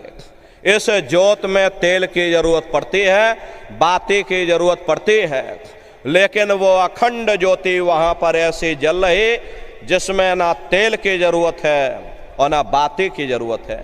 पलटू साहब ने जिक्र किया है कि उल्टा कुआ गगन में तिस्मय जरे चिराग और तिस्मय जरे चिराग, बिना रोगन बिन बाती और 6 ऋतु 12 मास जरत रहे दिन राती।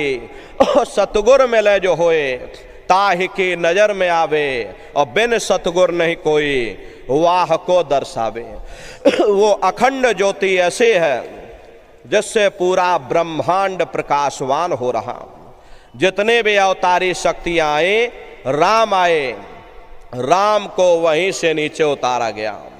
इसीलिए उस देश को अयोध्या नगरी या कौशलपुर देश भी कहा गया।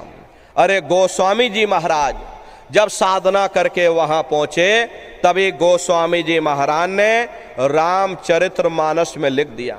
देखो प्रेमी भाई बहनों, रामचरितमानस में गोस्वामी जी महाराज ने जो भी लिखा है वो सब अंतर का भेद लिखा है।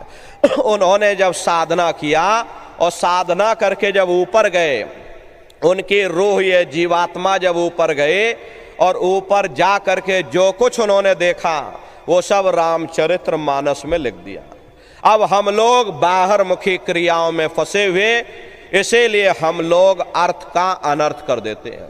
तो गोस्वामी जी महाराज ने रामचरितमानस में क्या लिखा, देखिए गोस्वामी जी महाराज लिखते हैं कि मोद्यो नैन त्रिशत में भयो पुण्य चितवत कौशलपुर गयो। जब मैंने अपने बाहर की आंख बंद की, मेरी अंतर की आंख खुल गई और मैं क्या देख रहा हूं, मैं कौशलपुर देश में पहुंच गया। मोहे विलोक राम मुस्काई, मुझे देख करके राम भगवान प्रसन्न हो गए। उन्होंने ऊपर जाने का मुझे रास्ता दे दिया और मैं ऊपर जा करके क्या देख रहा हूं, उधर माज सुन अंडज राया देखे बहु ब्रह्मांड निकाया, अति विचित्र ताह लोक अनेका, रचना अधिक एक ते का। विचित्र विचित्र भांत के वहां पर लोग बने हुए, एक से बढ़कर एक सुंदर सोने के वहां पर महल बने, जिनकी शोभा अवर्णीय है। प्रेमी भाई बहनों, वो असली अयोध्या नगरी है, वो राम भगवान का देश है। जब आप वहां पर पहुंचोगे और वहां की रचनाओं को देखोगे, देखते ही रह जाओगे, ये क्या ईश्वर की लीला है, कैसे उसकी कारीगरी है, अनंत उसकी सत्ता है, अनंत ही उसका प्रकाश है। उसी आनंद को पा करके और बड़े बड़े राजे महाराजाओं ने अपने राजकाज पर ठोकरें मार दी और जंगलों में जाकर के नंगे हो करके नाचने लगे। मीराबाई को जब ये दौलत मिल गई, मीराबाई ने राजपाट छोड़ दिया और मीराबाई कहने लगी कि मैं मिल जाए पाए पीऊ अपना, और तब मेरे पीर बुझानी, और मीरा सुरत शब्द सहलानी।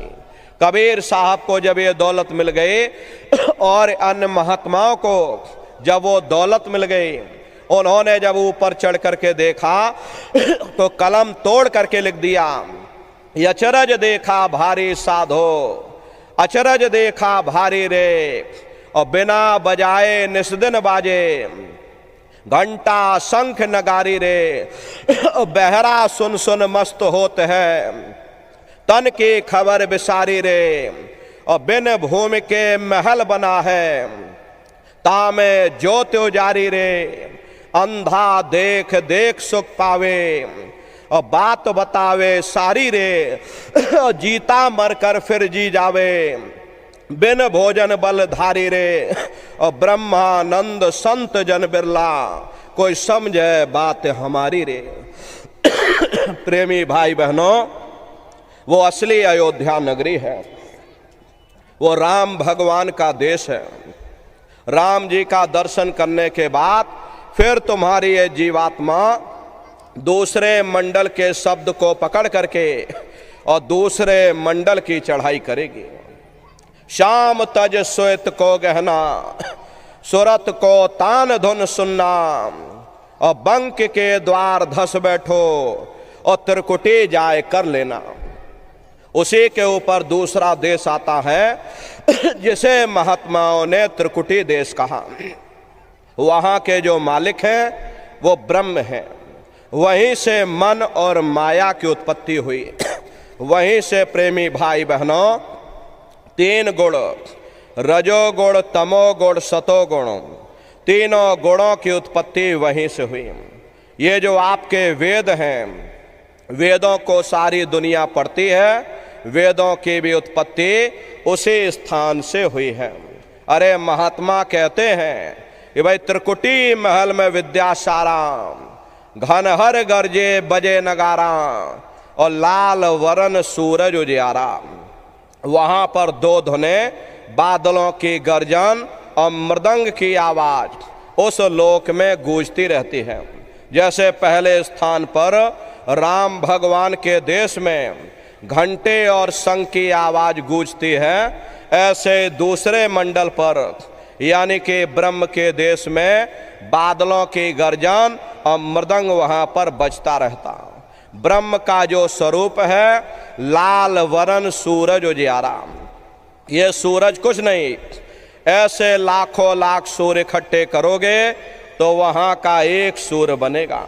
प्रेमी भाई बहनों, ब्रह्म का जो स्वरूप है वो सुबह के लाल सूर्य के समान है, इसीलिए वहां का पूरा ब्रह्मांड लाल है। जहां तक आपकी निगाह जाएगी ब्रह्म देश में चारों तरफ आपको लाल ही लाल नजर आएगा। महात्मा जब साधना करके वहां पहुंचे तभी महात्माओं ने लिख दिया, लाली मेरे लाल की, और जित देखो तो लाल, और लाली देखन में गई, और मैं भी हो गई लाल। वो पूरा ब्रह्मांड ही लाल है। तो जितने साधक वहां पहुंच जाते उन सभी को योगेश्वर कहा जाता। जैसे व्यास जी हुए, वशिष्ठ जी हुए, वाल्मीकि जी हुए, इन सब की पहुंच वहीं तक थी। इसीलिए कहा गया कि वाल्मीकि भय ब्रह्म समाना। जब जिनकी जीवात्मा वहां पहुंची और जब इन्होंने ब्रह्म का दर्शन किया तो इनका स्वरूप भी ब्रह्म के समान यानी कि ब्रह्म स्वरूप हो गया। तो जितने साधक वहां पहुंच जाते उन सभी को योगेश्वर कहा जाता है। योगेश्वर भगवान श्री कृष्ण उसी देश में वास करते हैं। ये जो ब्रह्म देश है वो श्री कृष्ण भगवान का ही देश है और श्री कृष्ण भगवान वहीं पर रहते हैं। ये बाहर की जन्माष्टमी नहीं है जो आप लोग मनाते हो, अरे ये तो आप नकल करते हो। महात्माओं ने कहा था भाई सही मायने में तुम जन्माष्टमी कब मनाओगे? जब तुम्हारी ये जीवात्मा 5 तत्व जल पृथ्वी अग्नि वायु आकाश और 3 गुण रजोगुण तमोगुण सतोगुण 5 तत्व 3 गुणों से परे हो करके ब्रह्म देश में पहुंच करके जब कृष्ण भगवान का दर्शन कर लोगे तब सही मायने में जन्म अष्टमी मनाई जाएगी। वहाँ कृष्ण भगवान का दर्शन करने के बाद फिर तुम्हारी ये जीवात्मा तीसरे मंडल के शब्द को पकड़ करके और तीसरे मंडल की चढ़ाई करेगी।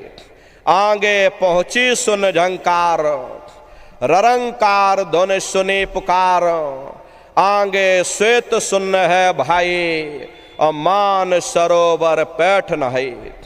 उसी के ऊपर तीसरा देश आता है जिसे महात्माओं ने सुन्न देश कहा, उसी को रारंग देश कहा जाता, उसी को अक्षर और नेति कहा जाता। वहाँ के जो मालिक हैं वो रारंग पुरुष यानी कि पर ब्रह्म पुरुष हैं। वहाँ किंगरी और सारंगी 2 धुनें उस लोक में गूंजती रहती हैं और पार ब्रह्म पुरुष का जो स्वरूप है वो पूर्णमासी के चंद्रमा के समान बड़ा ही मनमोहक स्वरूप है। इसी स्थान पर प्रेमी भाई बहनों बहुत बड़ा एक अमृत का सरोवर बना है जिसे महात्माओं ने मान सरोवर कहा। जब तुम्हारी ये जीवात्मा उस मान सरोवर में स्नान कर लेगी तो जन्म जन्मांतरों के ये मैले पाप कर्म साफ हो जाएंगे। अरे यहाँ के पानी से तुम्हारे कर्मों की सफाई नहीं होने वाली।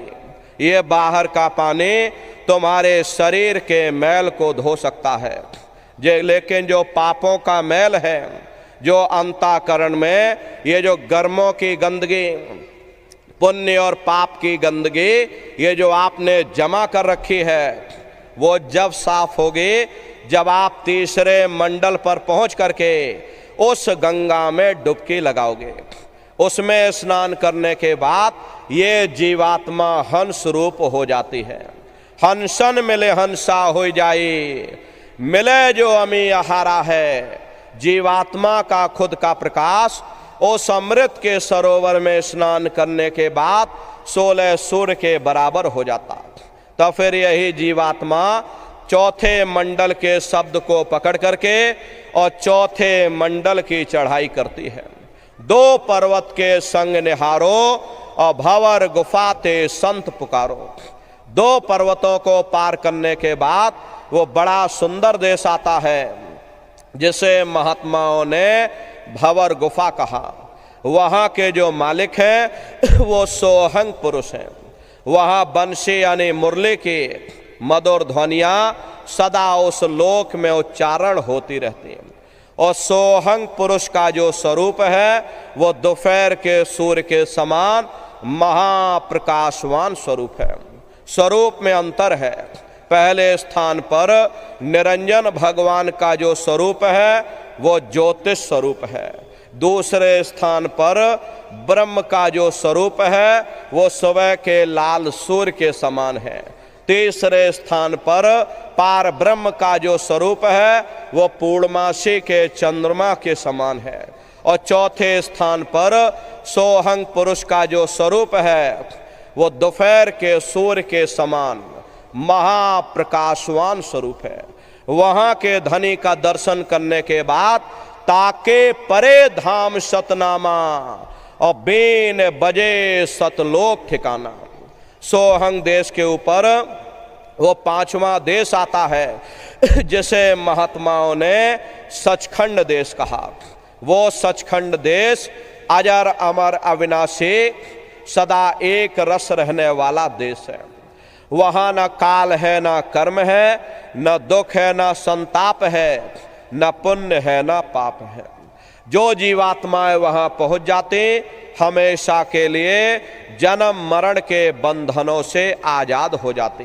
वहाँ के जो मालिक हैं वो सत्पुरुष भगवान हैं, जिनके रोम रोम में खरबों खरब सूरज चांद सितारे प्रकाशवान।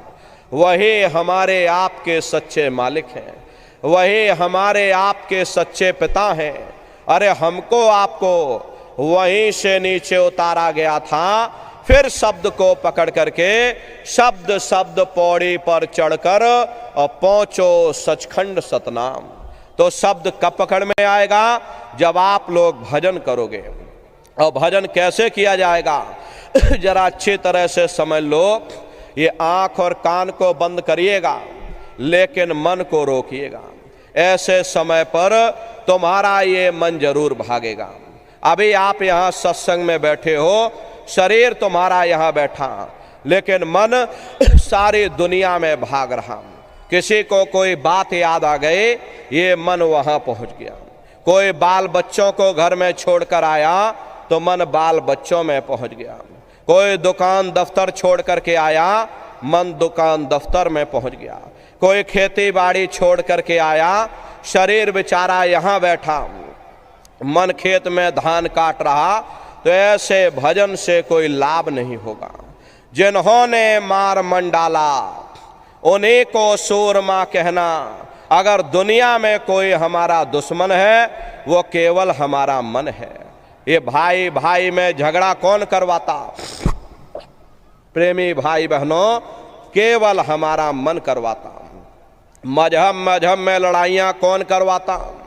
केवल हमारा मन करवाता। इसीलिए महात्मा कहते हैं वही बड़ा बैरी ये मन घट में, इसे का जीतना कठना। अगर दुनिया में कोई हमारा दुश्मन है तो वह केवल हमारा मन है। ये मन रूपी रावण कब मरेगा? जब 9 द्वारों पर फतेह हासिल करके तुम यहाँ 10वें द्वार पर चढ़ जाओगे, तब सही मायने में दशहरा मनाई जाएगी। ये बाहर की दशहरा नहीं है जो लकड़ी का रावण आपने फूंक दिया, फूंक फांक करके घर चले आए, भाई हमने रावण मार दिया। अरे महात्माओं ने कहा था भाई सही मायने में तुम दशहरा कब मनाओगे? जब 9 द्वारों पर फतेह हासिल करके तुम यहाँ 10वें द्वार पर चढ़ जाओगे, तब सही मायने में विजयदशमी मनाई जाएगी। तब ये मन रूपी रावण तुम्हारा मरेगा। तब तुम्हारी ये जीवात्मा, इसी जीवात्मा को महात्माओं ने राम भी कहा। अरे आपकी धर्म पुस्तकों में लिखा है, एक राम दशरथ का बेटा, एक राम घट घट में लेटा, एक राम का शकल पसारा, और एक राम है सबसे न्यारा।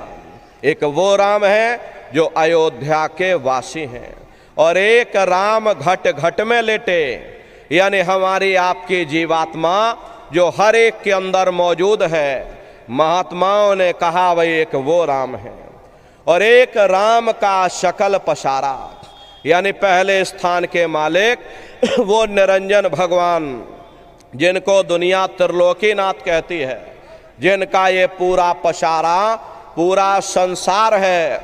महात्माओं ने कहा भाई एक वो राम है, और एक राम है सबसे न्यारा। 5वें स्थान के मालिक वो सत्पुरुष भगवान जो हमारे आपके सच्चे पिता हैं। महात्माओं ने कहा भाई एक वो राम है। तो महात्मा तो उस राम की महिमा गाते हैं। मोटी बात आप पकड़िए कि भजन कैसे करोगे। तो ये आँख और कान को बंद कर लेना, ऊंचा ध्यान दे करके सुनिएगा। शुरू शुरू में सीटी जैसी आवाज़ आप सभी को सुनाई पड़ेगी, उसे आप पकड़ लेना। कुछ समय बाद में दोबारा आपको अनुभव होगा कि कहीं बड़ी दूर से एक महीन आवाज, घंटे और शंख की आवाज हमारे कानों में बज रही। जब घंटे शंख की आवाज आपको सुनाई पड़ने लग जाए तब आप सीटी की आवाज को छोड़ देना और घंटे शंख की आवाज को पकड़ लेना। एक बार प्रेमी भाई बहनों, आप उस घंटे शंख की आवाज को पकड़ लो, फिर प्रेमी भाई बहनों वो आवाज आपको नहीं छोड़ेगी, खींच करके और शरीर से बाहर कर देगी। फिर रोज आना, रोज जाना, रोज ब्रह्मांडों की सैर करना, रोज देवी देवताओं के दर्शन करना, रोज राम और कृष्ण के दर्शन करना और घूम करके फिर अपने शरीर रूपी घोंसले में फिर वापस चले आना। प्रेमी भाई बहनों, तो ये भजन करने का तरीका, भजन का मतलब है भजो, अपने घर वापस चलो। तो सुमरन, ध्यान और भजन, ये 3 क्रियाएं आपको बताई गई। रास्ता सच्चा है, आप करोगे तो आपको अनुभव होगा, दिखाई भी पड़ेगा और सुनाई भी पड़ेगा, लेकिन नित्य नियम से अभ्यास करिएगा, नागा नहीं होना चाहिए।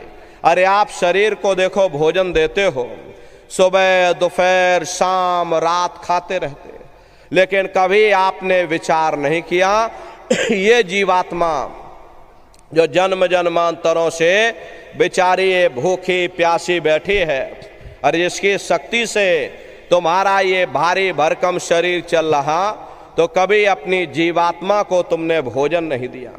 अरे इसका भोजन शब्द है, इसका भोजन नाम है। पहले अपना ये नियम बनाओ कि पहले हम अपनी जीवात्मा को भोजन देंगे, फिर अपने शरीर को भोजन देंगे। अगर ये नियम आपका बन गया तो आपका लोक भी बन जाएगा और आपका परलोक भी बन जाएगा। प्रेमी भाई बहनों, उस मालिक को पाने के लिए तुम्हें घर बार छोड़ने की जरूरत नहीं है, तुम्हें समाज छोड़ने की जरूरत नहीं है, तुम्हें जात और बिरादरी बदलने की जरूरत नहीं है। ये जात पात के रगड़े झगड़े ये हमारे अपने नहीं हैं, ये सिर्फ हमारे मन की खुराफात है। आप सभी लोग बुद्धिमान हो, अपनी अपनी बुद्धि से आप सभी लोग विचार करिएगा। जब गुरु नानक साहब नहीं आए थे तब कोई सिख नहीं था, जब मोहम्मद साहब नहीं आए थे तब कोई मुसलमान नहीं था, जब ईसा मसीह साहब नहीं आए थे तब कोई ईसाई नहीं था, और पीछे लौटते चले जाओ तो केवल मनुष्य ही मनुष्य रह जाते हैं। ये रगड़े झगड़े किसने पैदा किए? ये हमने आपने पैदा किए। अरे कोई भी महात्मा यहाँ पर आकर के ना कोई कौम मनाने आता है, ना कोई मजहब चलाने आते हैं, और ना ही आप हमारे हाथों में ये डंडे और तलवारें देने के लिए आते हैं। आप तो सच्चा मार्ग, सनातन मार्ग समझाने के लिए इस धरा भूमि पर शरीर रूप में अवतार लेते हैं। प्रेमी भाई बहनों, आप अपनी बुद्धि से विचार करिएगा। सुपच जात के भंगी थे, रैदास जी जात के हरजन थे, मीराबाई जात की छत्राणी थी। अगर वे सब उस मालिक को प्राप्त कर सकते हैं तो आप भी उस मालिक को प्राप्त कर सकते हो। जात पात पूछे नहीं कोई, और हरि का भजे सो हरि का होई। लोग यहाँ जात पात बनाते बनाते मर गए, लेकिन नर नारियों, जब तुम्हारी ये जीवात्मा इस मनुष्य रूपी चोले को छोड़ करके ऊपर धर्मराज की कचहरी में पहुंचेगी तो वहां ना तुमसे ये पूछा जाएगा कि भाई तुम के जाति के हो, या तुम किस कौम के हो, या तुम किस मजहब के हो।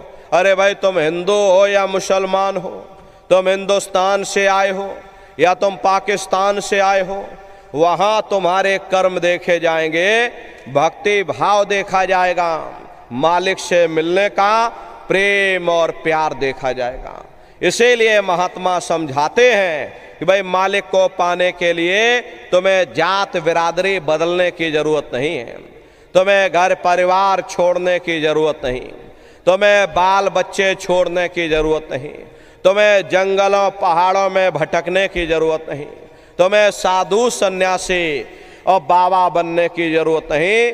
अरे भाई तुम अपने अपने घर परिवार में रहो, अपने अपने बाल बच्चों के साथ रहो, अपने अपने समाज में रहो, समाज के रीत नीति के अनुसार रहो, मेहनत और ईमानदारी से काम करो और 24 घंटे में घंटा 2 घंटा अपनी जीवात्मा के कल्याण के लिए सुरत शब्द नाम की कमाई यानी सुमरन, ध्यान और भजन करिएगा।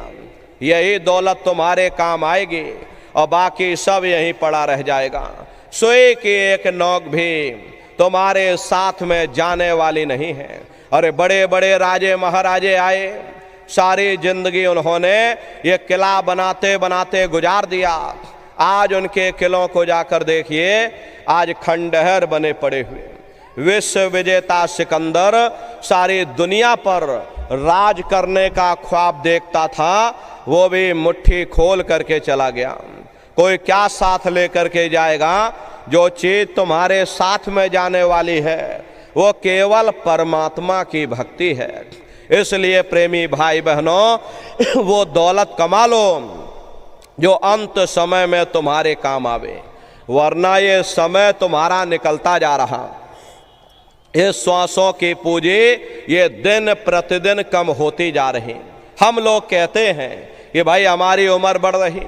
अरे आपकी उम्र बढ़ नहीं रही, आपकी उम्र दिन प्रतिदिन कम होती चली जा रही।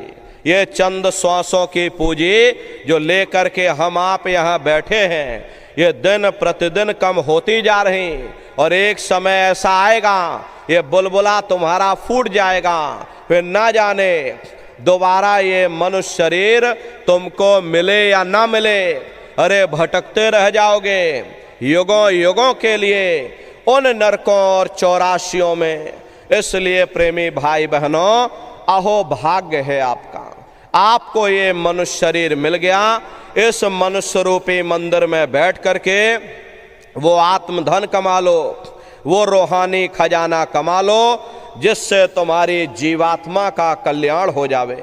तो सुमरन, ध्यान और भजन नित्य नियम से आप लोग करिएगा और सभी लोग शाकाहारी रहना, क्योंकि हमारे गुरु महाराज ने शाकाहार पर विशेष जोर दिया।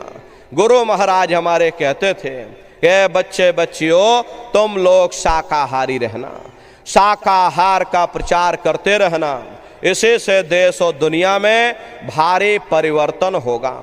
प्रेमी भाई बहनों, परिवर्तन कोई कानून बनाने से नहीं होता, परिवर्तन कोई आंदोलन करने से नहीं होता, परिवर्तन कोई तोड़फोड़ करने से नहीं होता। अरे परिवर्तन तब होता है जब लोगों के विचार बदलते हैं और लोगों की भावनाएं बदलती हैं। और विचार जब बदलेंगे जब लोगों का खान पान शुद्ध होगा। अरे देशी कहावत है भाई, जैसा खाए अन्न वैसा होए मन। जब इंसान पशुव्रती भोजन करेगा तो उसकी बुद्धि स्वतः ही पशुओं जैसी हो जाएगी, सोच विचार उसका चिंतन स्वतः ही पशुओं जैसा हो जाएगा। फिर जिस शराब के नशे में माँ बहन बेटे की पहचान खत्म हो जाए, उस शराब को पी करके यह कैसे पता चलेगा कि क्या अच्छा और क्या बुरा है। यही कारण है कि आज घर समाज में ये दुनिया भर के अत्याचार और दुनिया भर के व्यभिचार फैले हुए। अरे हम लोग देखो मंदिर बनवाते हैं, उन मंदिरों में नहा धो करके जाते हैं, कहते हुए परमात्मा के रहने की जगह है, हमको नहा धो करके जाना चाहिए, फूल अगरबत्ती ले जाना चाहिए। कोई उन मंदिरों में कूड़ा कचरा नहीं डालता। अगर कूड़ा कचरा डालोगे तो आपस में लाठियां चल जाएंगी। फिर ये जो हरि मंदिर है, ये पंच भौतिक शरीर जिसे महात्माओं ने हरि मंदिर कहा, इसमें तुम हाड़ मांस के लोथड़े डालते हो, इसमें तुम शराब के कतरे डालते हो। अरे अपने बनाए हुए मंदिर की आप कद्र करोगे और परमात्मा के बनाए हुए इस हरि मंदिर को तुमने जीते जी कब्रिस्तान बना दिया तो सख्त सजा मिलेगी। अरे महात्माओं ने लिखा है कि तिल भर मच्छी खाई के और कोटि गौ दे दान, और काशी करवट जा मरे निश्चय नरक निदान। यदि तिल भर भी मच्छी खा करके फिर चाहे कोटान कोट गौओं का तुम दान करो और काशी में जा करके मत्था रगड़ते रगड़ते अपनी पूरी जिंदगी वहां पर गुजार दो, फिर भी तुमको तुम्हारे गुनाहों की सजा मिलेगी, कोई बच नहीं सकता। क्योंकि ये कर्म भूमि है, यहाँ तुम जैसा कर्म करोगे वैसा फल तुमको मिलेगा। देखिए इस कर्म भूमि पर कृष्ण भगवान तक नहीं बच पाए। उस समय बाली को छिप करके बाण मारा, वही बाली कृष्ण अवतार में बहेलिया बन करके आ गया। कृष्ण भगवान के पैरों में पद्म चमकता था, हिरण की आंख समझ करके और बहेलिये ने निशाना मार दिया, और जब पास में आकर के देखा कृष्ण भगवान थे। अफसोस करने लगे, लेकिन कृष्ण भगवान ने उसको समझाया भाई इसमें तुम्हारा कोई दोष नहीं, उस समय हमने तुमको मारा, आज तुमने हमको मार दिया, हमारा तुम्हारा अदला बदला पूरा हो गया। कर्म प्रधान विश्व रच राखा और जो जस करे सो तस फल चाखा। ये कर्मों का ऐसा देश है, यहाँ तुम जैसे बीज बोगे वैसे ही फसल काटोगे।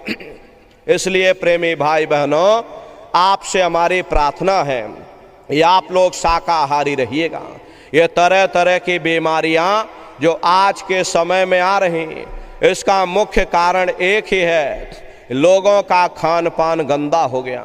हरे अपनी बुद्धि से विचार करिएगा, इंसानों के खून में जब जानवरों का खून मिल जाएगा, इंसानों के अंदर जब जानवरों के कीटाणु पहुंच जाएंगे, तो न जानवरों की दवा काम में आएगी और न इंसानों की दवा काम में आएगी, तो परिणाम क्या होगा, ऐसी महामारियां फैलेंगी। इसलिए प्रेमी भाई बहनों, आपसे हमारी प्रार्थना है कि आप लोग शाकाहारी रहिएगा। कोई ऐसा नशा मत करना जिससे बुद्धि तुम्हारी पागल हो जाए और घर में माँ बहन बेटी की पहचान खो दो। अरे आप अपने आप को कट्टर हिंदू मानते हो, अरे भाई हम कट्टर हिंदू हैं, हमसे बड़ा सनातनी दुनिया में कोई नहीं, हम धर्म के ठेकेदार हैं, हमने ही सारी भुजाओं पर ये धर्म संभाल रखा, हम राम को मानने वाले हैं और हम कृष्ण को मानने वाले। अरे आप राम को मानते हो और आप लोग कृष्ण को मानते हो, तो उनके आदर्शों पर भी चलना सीखो। राम ने कभी नहीं कहा कि तुम मांस खाओ, या कृष्ण ने कभी नहीं कहा कि तुम शराब पियो। जितने देवी देवता अवतार हुए सभी यही कह करके गए, यह अहिंसा परमो धर्मा। अगर हमने किसी को बनाया नहीं तो मिटाने का अधिकार हमारे पास नहीं। अरे आप इंसान हो, इंसान का काम है दया करने का, दया धर्म का मूल है। इसलिए आप जीवों पर रहम करो, रूहों पर रहम करो। सभी लोग शाकाहारी रहना और शाकाहार का प्रचार अपने। राम राज कैसे आएगा?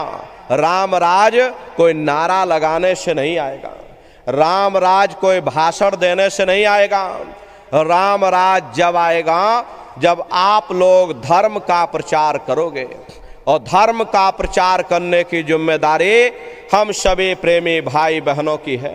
गुरु महाराज हमारे कह करके गए कि बच्चा गांव गांव में तुम भजन केंद्र की स्थापना करो, गांव गांव के लोग भजन करने लग जाएं, गांव गांव में सत्संग होने लग जाए, गांव गांव के लोग शाकाहारी हो जाएं, गांव गांव के लोग सदाचारी हो जाएं, गांव गांव के लोग चरित्रवान हो जाएं, आंखों में माँ बहन बेटी की पहचान कायम हो जाए। अरे जब हमारा गांव बदल जाएगा तो ये पूरा समाज बदल जाएगा, निश्चय ही कलयुग में सतयुग आ जाएगा। इसलिए प्रेमी भाई बहनों, धर्म के प्रचार में आप सभी लोग अपना अपना योगदान दीजिएगा।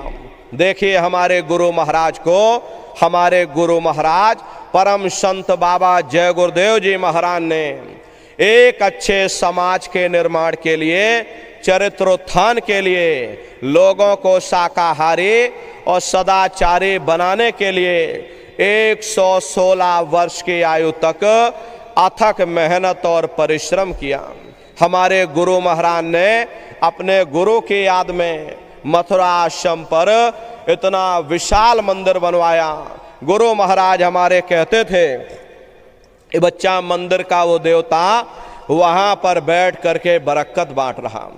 अरे आप लोग आइए, वहाँ कोई रुपया पैसा नहीं चढ़ाया जाता, कोई चंदा चुटकी नहीं। अरे आप लोग आए, मंदिर के देवता के सामने अपनी एक बुराई को चढ़ा दीजिए। वहाँ पर बुराई चढ़ाई जाती है।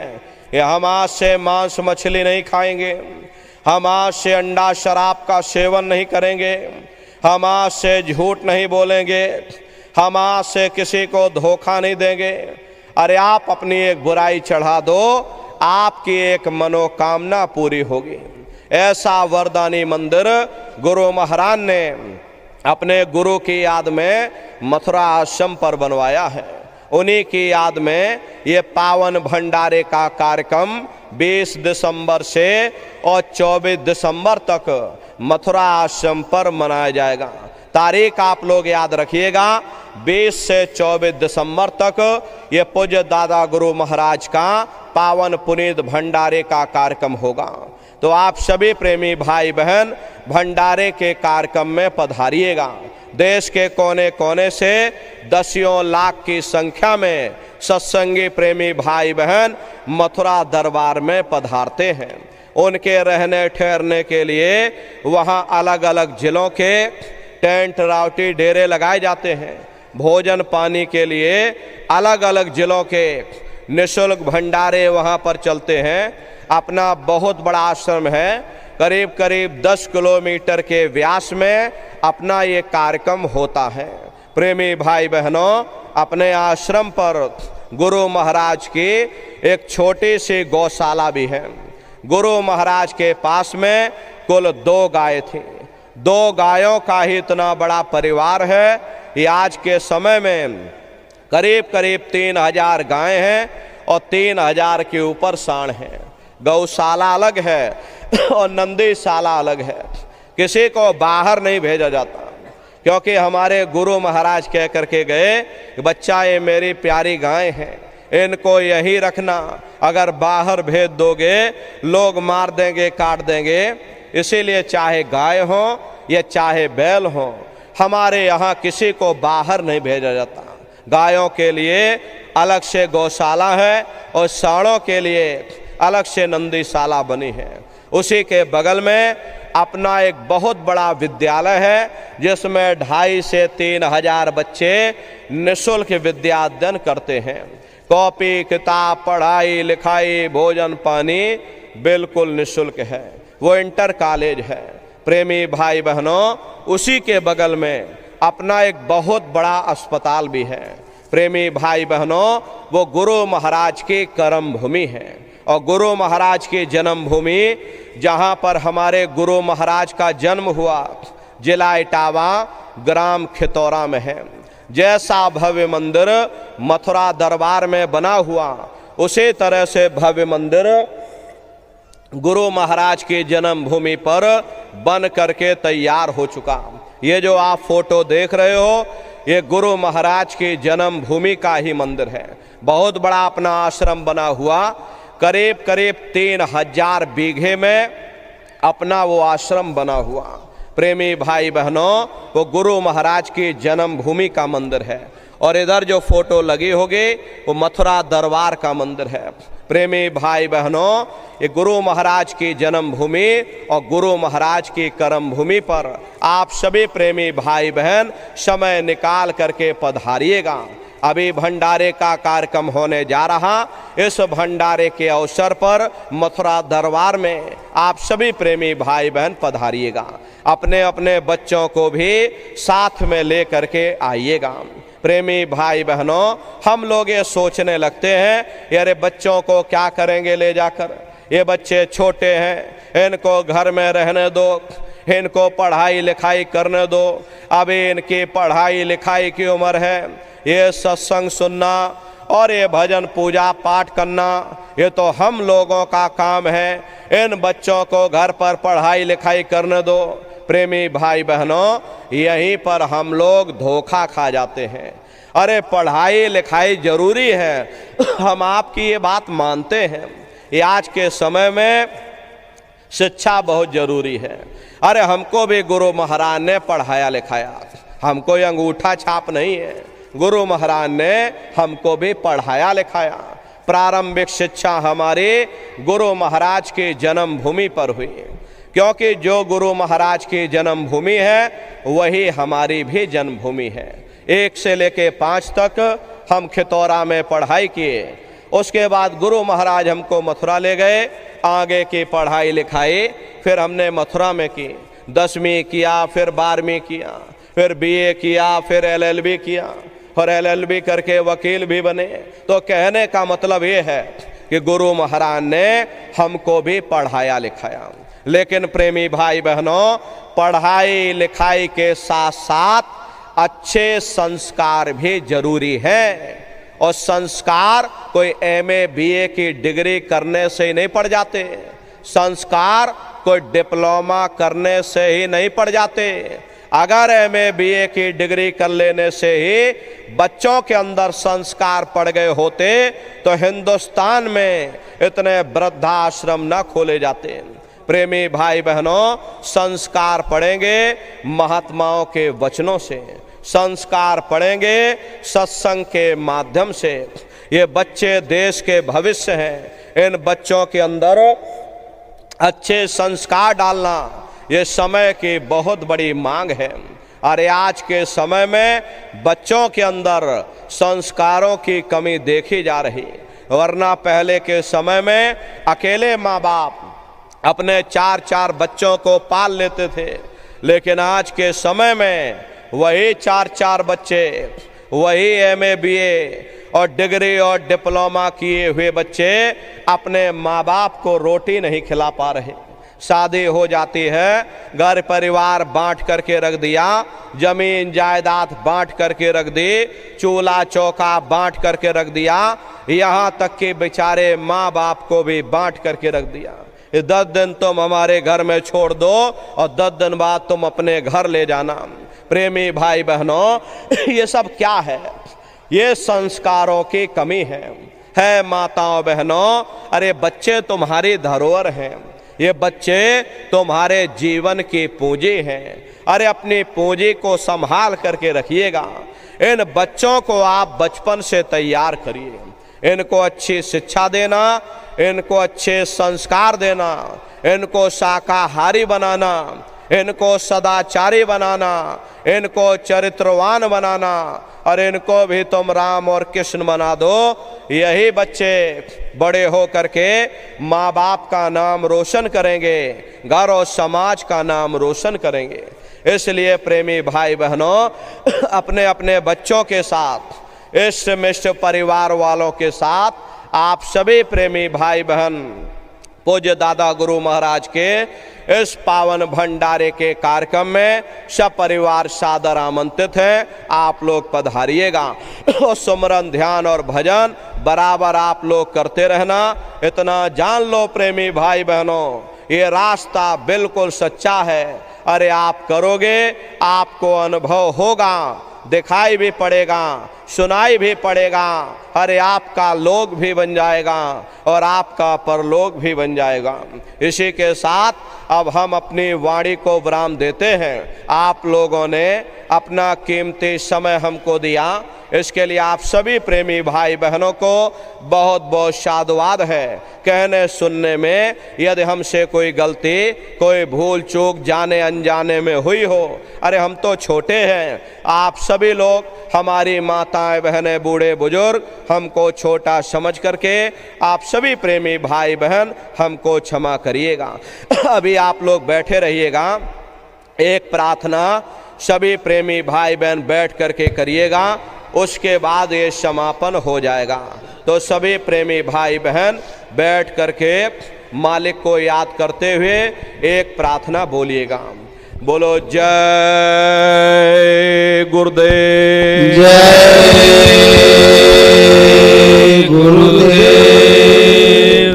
गुरु महिमा है अपार जगत में, गुरु महिमा है अपार। गुरु महिमा है अपार जगत में, गुरु महिमा है अपार। गुरु महिमा है अपार जगत में, गुरु महिमा है अपार। गुरु महिमा है अपार जगत में, गुरु महिमा है अपार। गुरु कृपा से कितने ही तारा गए, गुरु कृपा से कितने तर गए भावों से पार जगत में, गुरु महिमा है अपार। हो गए भाव से पार जगत में, गुरु महिमा है अपार। पत्थर में भी प्राण पुगाते, पत्थर में भी प्राण पुगाते, जाने को चेतना वांथ बनाते, जड़ को चेतना